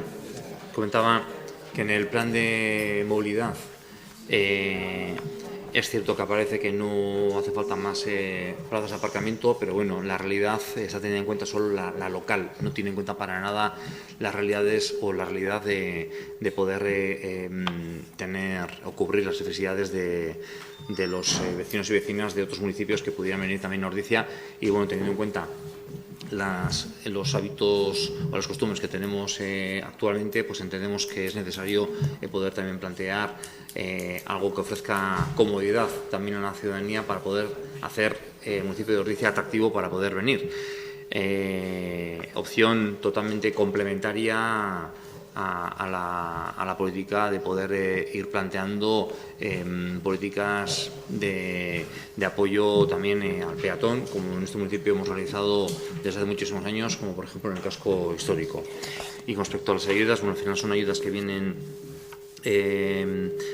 gestionadas, bueno, pues a través de Europa, haciendo una serie de adaptaciones. Y bueno, con eso podremos cubrir el proyecto del parking, la obra, pero evidentemente no estamos cerrados a que se puedan incorporar más proyectos además de lo que es el parking, sin tener que limitarnos solo a eso. Si el proyecto del parking va enlazado, y aprovecho ya, porque como todavía no podemos votar, o sí, podemos votar. Dos faltadas. Vale, bueno, cuando venga ya votaremos. Si vamos, bertan lotuta balin badago feriarekin eta bakarrik ikusi behar dezu gauzatxo bat, goizen, asteazkenen jun abeniatik eta libre dago. Libre dago. Ez da, inungo kotxe, claro, itxi egiten dalako kalea, eta hor, baina hori ez da gestionatzen. Nola esaten diazu, ferian falta dela aparkatokiak justu berrigunean. Feria, komerzio, aztentzea, ez da feria. Baina adibide bat esaten dizut, adibide hori... Jende hemen etortzen da, zeroko erostia, eta izkenen juten da... Ja, no sé, baina beste gestionatzeko bestera batzuk ere... Mila, ni... Kriterio... Bai, oida, Mila, ni ez nintzen... Puntua da eta nik ez dauke kriterio hori, nahiago dut inbertsioak beste toki baten jarri. Ja, que atea ez un tema eta hasi zean bakoitzak bere, ni naula 3. sektoren lanen eta jende asko hain badakizu nola itxi berdeun nire lantoki eta hori, eta jende asko esateiot, guain noa jumargea, eta esateiot nik Ordizia, sindikatoa, lorak eostea, eta jende gehienak esateitena da, Ordizin ezin da, aparkatu. Hori da nik jasotzen duten, eta egonaike oker, edo ondo, baina ni hori da jasotzeten, jendek informazioa, eta gero, ni beste herri batetio etortzen askotan, nire gurasok eta etortzen dienen, baita beti ibiltzen die, igual etortzen dielako momentu konkretutan erdiaroko azoka dalako hartzailegune dalako edo jaioitan dalako, baino beti aparkatzeko lekugri gabe. Eta niri iruditzen zaitena da, aukera hori galtzea, ez dela oso egokia. Joseba, arkatu. Ez dakit zure gurason kasu edan, baina aparkatzeko lekuik ez daola esaten duen jende horretako euneko zenbat saiatu da inoiz San Bartolomen aparkatzen? Jende asko, eta gaina nire gurasoi esan dit. Hor daukezue hor goran, leku askotan, baino. Jendearire gero erreztasunek eman bartzaie. Bai, hortan ados, baina Beasainen beti aparkatu da Bernedon daola. Baina zu uste, eta Igor, zuk usten duzu Beasainek eukiko balu aukera bat, parkin bat egiteko, herritarrei diruek ez zitzaielako estauko atzea botako luketela? Nola, ez ditu lertu argitu? Eukiko balute aukera? Zua itzeiten Beasainetaz. Nik esango nizuke. Beasainek eukiko balu aukera, gure guain momentu honetan daukeun aukera, zuk uste zu hori atzea botako lukela? Ez dakit Beasaingo herritarra nola pentsatzen du. Nik ez etartzen diru eta diru eukadenez egiten dut. Ni Igorrain ez itziten Igor, Ze hori baita ere politika egiteko era bat da. Diru laguntza hau hartzen dugu eta egiten dugu. Ez, dirue guztiona da. Diputaziotik datorren dirue da Beasaingona, Altzakona, Zaldibikona, Lasartekona, Donostikona eta Ordizikona. Orduan, dirue, erabili behar da ulertuz dirue guztiona dela. Eta nik, dirue eskatzea instituzio bezala, proiektu bat garbi daukezulako, bai. Dirue daukezulako proiektu bat einez, hori ulertzeko erabili. Baina nik hori ez detesan, Ez galdetu zuea, diru, oza, aukera hori nik esan detena da, Igor, gure egoera neongo bali, Baina zein da gure egoera? Gure egoera, badauke netzako, intzanen hemen en participación ciudadano edo, ez? Herri gu behintzete onginen hor hartzen datuk eta jendekin eta komertziantekin hitz egiten eta arazotariko bat nik trasladatu ziatena da parkine. Bai, eta... Aparkalekuk. Orduan, nik arazoi, baina, legitimoa da zuk percepzio hori eukitza eta legitimoa da nik percepzio hori eukitza. Egon gaitezke hemen, gaueko 12 arte, bakoitzak bere... Jazta, zuk hori pentsatzen duzu, nik hori pentsatzen dut, niri iruditzezat oportunide bat galtzea dela, eta zuri ez. Zuk, hori eta eske bestela hemen jarraitu daikeu gaueko 12 arte. Eta legitimoa da, nik errespetatzea izut, eta, vamos... Bozkatzera guaz orduan. Parkinaren proiektuaren redakzioaren aldeko bozkak. Votos a favor de la redacción del proyecto del parking. Votos en contra. Urrengo proiektua Altamira kalekoa zaren burutzekoa da, 125.000 euroko da. Komentatu baita proiektu honetan beste 24.000 euroko partida bat dugula barruan, eta bilduk proposatzen ditula beste 25.000 euro gehitzea honetan mehatze Urdaneta kaleko puntu batetik, hau da, 72tik aurrerako espaloia.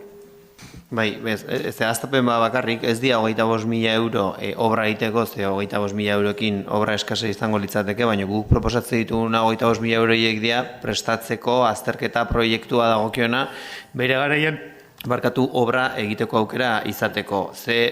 Hemen aipatu den bezala, auzo periferikoek arazo hori dute, Altamirak izan dezaken bezala, Beasaineko mutur hortan gelditzen den 72tik aurrera, horregatik markatu dugu, iruditzen zaigu horre espaloiak eta hor dauden azpigituruek ere bere azterlana behar dutela, eta diru hori behintzet guk hortarako proposatzen dugu, eta baita ere, aurreko bilaren aipatu zan bezala, gaizki dagona konpondu egin behar da, baina behin da berriz eskatzen duguna da, behintzet inventario edo behintzet azterlan bat egitea, mantenu plan batekin, eta kriterio teknikoen arabera jakin da, kale baten atzetik ze kale etorriko dan konpontzea. Bakarrik periferiko depatu duzunez, bere momentuan ere baita, 2007 legaldian horre ingen itxuen. Haimate berrikuntza inguru guzti hortan baita betzeko da, kontutan baita hartu genuela. Tomamos en cuenta también la periferia en el resultado de 2007-2011, acabando todo lo que es el camino hasta Malcasco desde la bombería y luego mejorando y urbanizando las conexiones desde Malcasco hasta Beasain. Bueno, 150.000 euro portuko nuke partida hontan edo jartzea. Propondríamos 150.000 euros esta partida, los 125.000 destinados a la calle Altamira, más los 25.000 destinados al proyecto mencionado. Aldeko bozkak, 150.000, hoi da. Aldeko bozkak, bueno, horrengo puntua, lehengo urtean martxan jarri zen lehenezko pausoa errainketasun energetikoa hobetzeko herrian, zentzu horretan bi lan dira egin genituenak aurreko urtean, bat da udaletxek dituen kontatu guztien zerrendan azterketa, egia esateko 600 eurokin 30.000 euroko aurrezpena lortuko dugu aurten, eta gero bestalde jakiteko zer nolako herria dugun, altxamendu urbiniko bat herrian zehar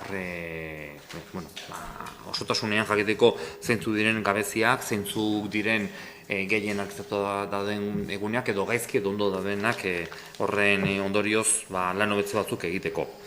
El año pasado ya planteamos una partida para poder empezar a mejorar el alumbrado. Son dos los trabajos que realizamos.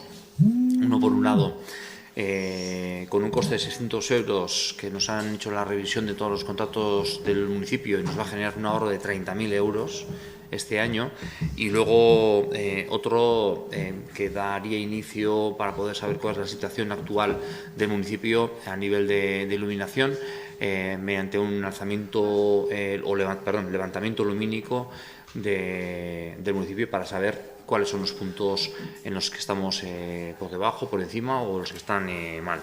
Entonces, bueno, pues ahora la semana pasada mantuvimos una reunión, nos van a hacer una propuesta.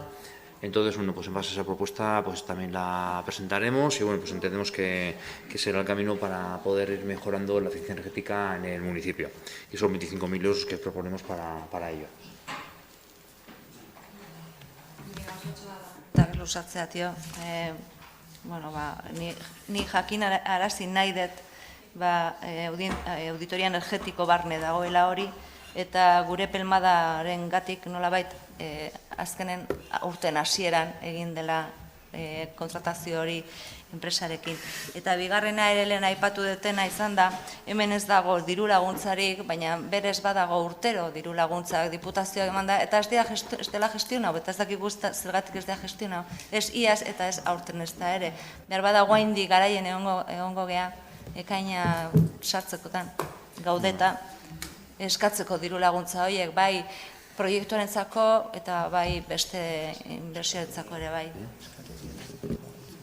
Bueno, diru laguntzak eskatu dira mila, bat, eskatu dira, bi ez da zuen permanatik, bezik eta gai, honetan baita sinisten dugulako, eta ez ditutako proiektuaren atzerapenaren arrazoia, nik uste badakizula, goiekin bidez, planteatu behar zela azken azterketa edo errentuz energetikoa landuko zuen proiektua, goierrik mailan. Hori etzan, baina hori etzan atera lehengo urtean, eta horren ondoren zenen beste erabatean montatu genuen, eta berrez diot ez zuen permanatik, baizik eta gaian sinisten dugulako, beste enpresa batzuekin harremanetan egin den proposamenak edo entzuteko hobetzeko. Aldeko bozkak. Hurrengoa aixialdirako baratza baten prestaketa, preparación de una huerta de ocio. Hemen, bueno, Joseba da arloko zinegotzia. Bai, bueno, aixialdiko baratza aurrea jaz hasi naiz gestioa ematen, eta, bueno, esanien aste artean eakin bilduta honitzelako eta informazioa emanien, nola ekogunekin aigea lanen. Eta, bueno, aigea kokapenak eta bilatzen unen egon daitezke, baina, bueno, ja ekogunen egon geha, eta aigea ja lehen bailen bukatzen deun daiten deun. Eta ema horrekin jazan jatzeko, bale? Bueno, aldeko guztak. Hurrengo puntua, parketa proiektuan, erabilarentzako parkea osatzen dugu. proponemos la construcción de una partida de 30.000 euros para un parque polivalente dentro de lo que es el proyecto de parques y jardines. Bueno, pues en su día nos prometimos analizar la posibilidad de poder incorporar una infraestructura, no tengo que decir equipamiento, polivalente con deportes y también sobre todo con el baloncesto. Y bueno, pues son 30.000 euros los que proponemos para la ejecución del mismo. Aldeko bozkak.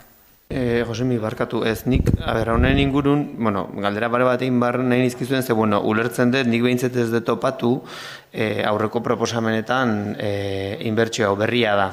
Bai, orduan ez, nik, bueno, alde batetik eta gaina planteatu zenuten, bueno, majoriko eremu hortan edo izango zala, eta ez dut beharra kuestionatzen, alderantziz, iruditzen zait beharra handiagoa dela, baina, bueno, zuk ere badakizu, kirol mailan ere atera dela, bueno, gaina instalazio hauek edo kantxak edo duten gabezia azpiegituretan. Bi daude eta erabiltzen dituzte jakintzakoak eta bar. Orduan ez dakit taldeekin edo hitz egin dan, ez dakit 30.000 izan behar dien edo 50.000, txikia izan behar dan, beraiek erabili dezaketen. Nik zentzu hortan proposatuko nuke aurrekoak egin den bezala mai gainean uztea eta handiagoa izan behar baldin bada handiagoa izatea, baino irutze zait, esan nahi dut, azkeneko momentuan ezagutu dugun gauza bada, eta nik parke bezala oso ondo ikusten dut, baina iruditzen zait beste funtzio bat ere izan behar dula, ez, taldeek eta erabilia izateko, nik ezakit horritz egin dan, saskibaloikoekin, besteekin, eta guzti hori, bueno, jakin nahiko genuke, ez. Justo Jonander nahiarekin edo hitz egindako gai bat da, eskaera bat da, beraien aldetik eskatuta ere, eta azkeneko asteetan saskibaloiko taldekoekin baita, harremanak ere baita estuagoak izan direlako dekizuen arrazoiengatik. Bertan ere baita gaia berez eratera zen eta zen horren proposatuko dugu. Azkenean duela urte eta piko itzakindakoaren proiektua momentu honetan, eta da lehenko astean proposatu genuena.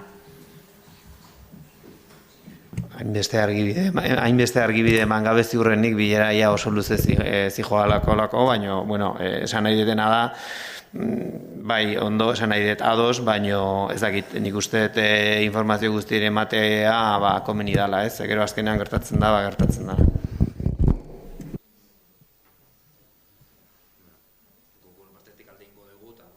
Datorren hilabetean berez atera horrein bada, informazio gehiagoekin, bozkatuko da, berez ere. Aldeko bozkak? Aldeko bozkak? Bai. Ez. Inbertsioa aurrera emateko. Kontrako bozkak?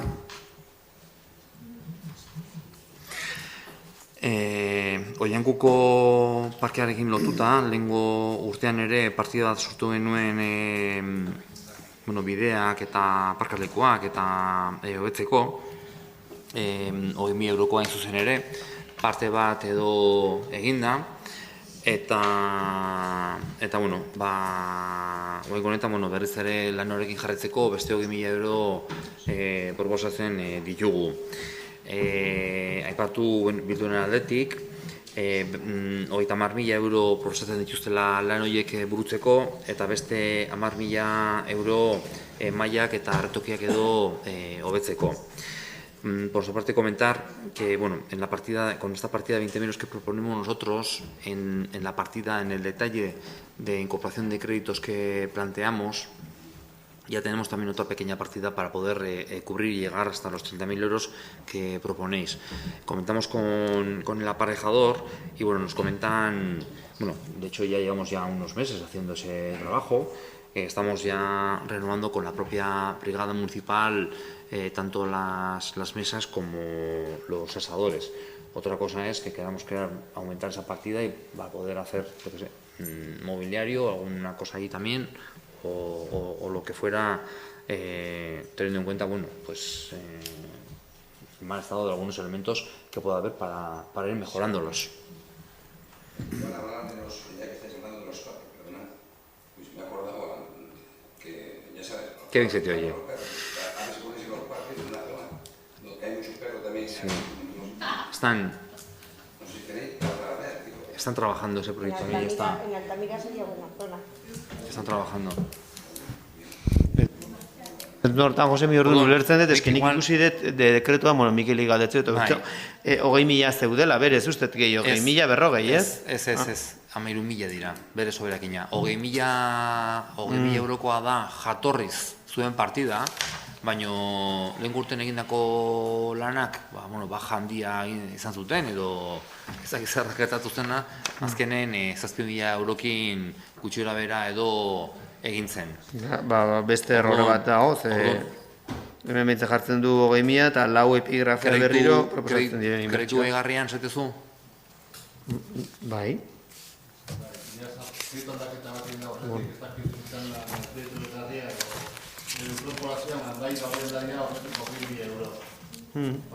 Bueno, nik dakidanez, eta aparejadorekin... Horregatik esan enun ez dakizian 20.000. Berak manekatzen ditu, hau da lehen apetutako azkenen jaleoa kopuruekin. Horrela ibiltzeak dakartzan arrazoa. No sabemos al final si tenemos 13, si tenemos 20, lo que sea, el aparejado es luego, lo que nos ha comentado es que son 13.000 euros los que disponen, no 20.000 que estamos comentando ahora. Si tiene 20.000 mejor. Zuko nartu. Vale. Vale.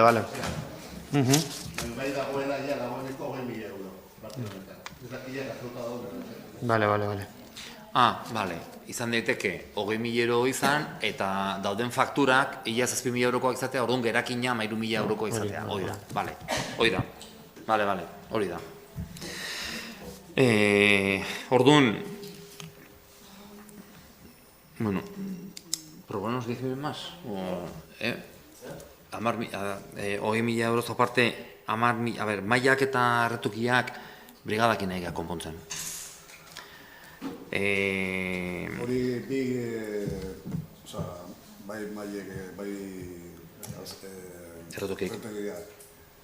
Baita horrek postailuke umentzako eta horako gauza mobiliario parrua jartzen badugu, hilezke gauza gehiok, 10.000 eurorekin. Ez bakarri mailak eta erretegia, baizik eta hilezke beste gauza izurrauta eta...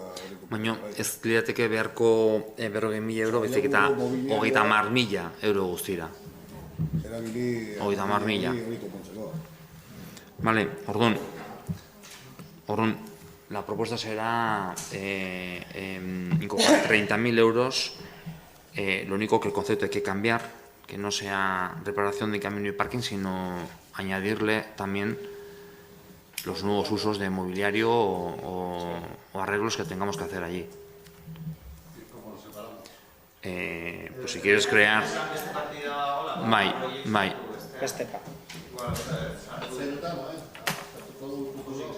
Ez dago, hemen ez. Hemen... Horren barruan, beste partida bat sortu, Eionko Parkearen barruan, beste partida sortu 10.000 eurokin altzari eta hobekuntzak egiteko. Ez. 20.000 gehi 10.000. Hoi da. Vale? Hoi da. Altzairuak edo, hobekuntzak, orokorragoa zan daitekelako. Sí, tenemos ya. No, eso no, ya he dicho que no. Claro. Bueno, aldeko bozkak. Urrengo proposamena ongizateko plan estrategikoaren garapena. Lehen aipatu dugu. El año pasado se desarrolló lo que es el propio plan, pero ahora toca proceder también poder desarrollar el plan. Y bueno, pues hay una serie de proyectos, dos de ellos, uno de ellos creo que ya es histórico, como es el proyecto de pisos tutelados.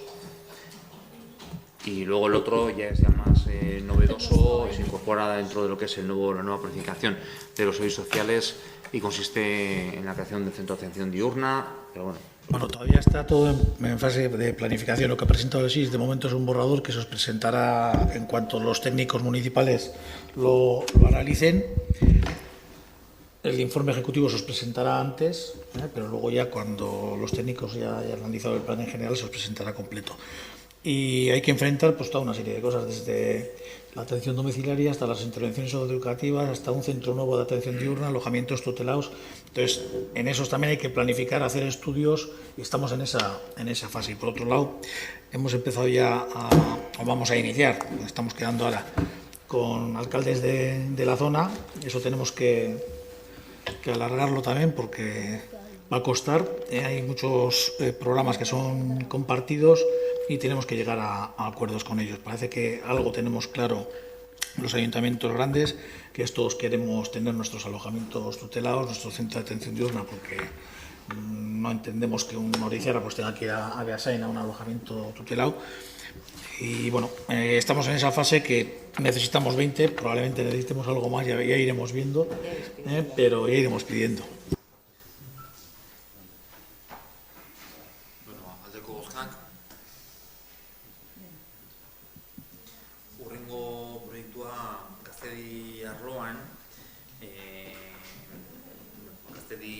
Plana edo burutzea. A 7 partidas en la propuesta de desarrollar y elaborar un plan de juventud. Es un ámbito numeroso aquí en el municipio y bueno, pues queremos también establecer las políticas adecuadas para poder trabajar dentro de lo que es la juventud y para ello bueno, pues ponemos una partida de 18.000 euros. Sé que pillos en ese año, ¿no?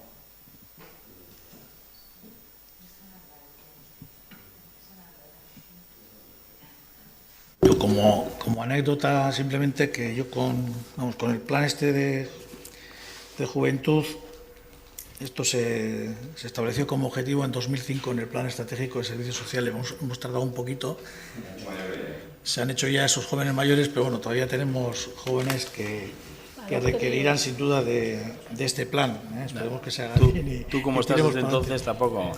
Que tú como estás desde entonces tampoco. También.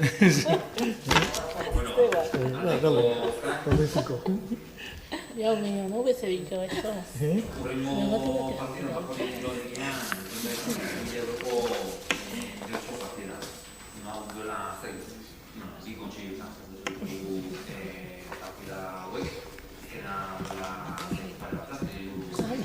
Anda para cansar.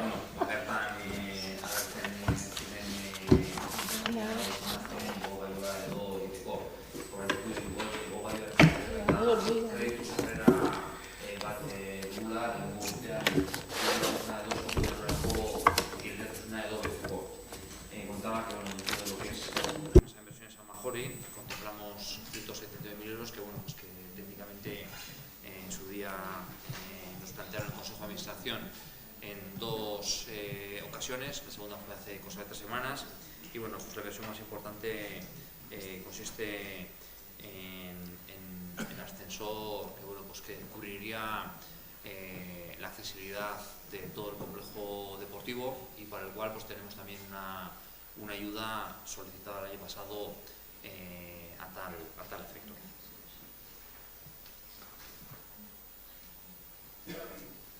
Aldeko bozkoak.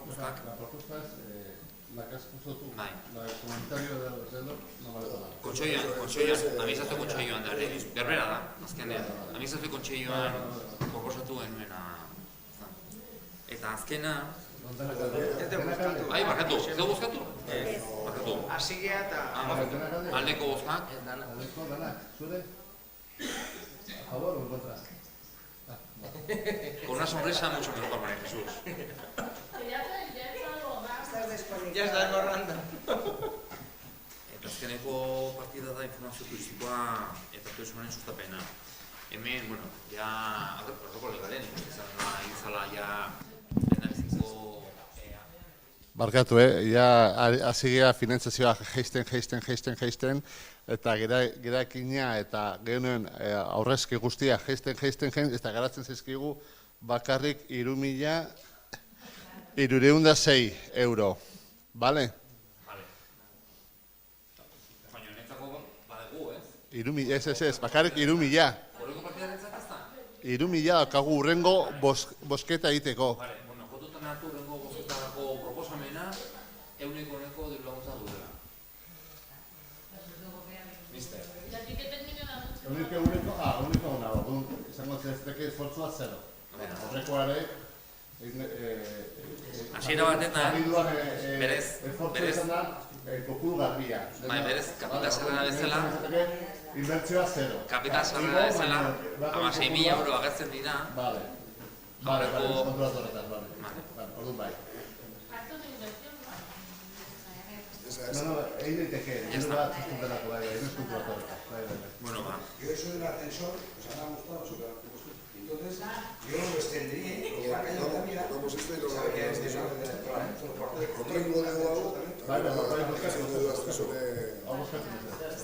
aldeko bozka. Ahora Montoro puedes hablar. Pero ahora no, que hay más puntos. Punto gehiago dale. Ez da bukatu.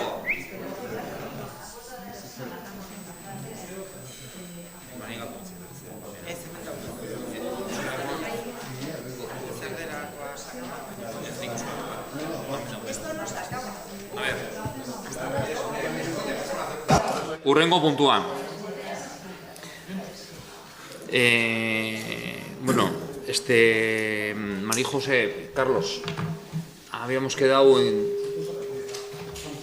Vale, de acuerdo. Vale, de acuerdo. Bueno, urrengo...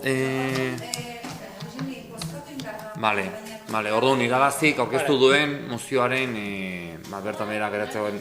Hay que votar la moción de irabazi dejar esa condicionada que se supone que hacéis eso es. para dejar el esfuerzo, Bueno, urrengo puntua, lankidetza hitzarmenari atxikitako D7 eranskina, Gipuzkoako Foru Aldundiko legezko ordezkarien erroldarako sarbidea izatea ahalbidetzen duena. Aprobación del anexo D7 de acceso al censo de representantes legales de la Diputación Foral de Gipuzkoa. Bueno, hau tramite hutsa bat da, eta bertan egingo genukena izango litzateke datu turkaketa bat Foru Aldundiarekin batera, eta eranskin honen bidez hori ahalbidetuko genuke. Posibilitaríamos a través de este anexo el intercambio de datos y facilitar también lo que es los nombramientos de los representantes legales de cada una de las instituciones. Aldeko bozkak. Urrengo puntua Euskadiko enogastronomia museo eta guneen sarera atxikiteko akordioa. Acuerdo de adhesión a la red de museos y centros gastronómicos de Euskadi.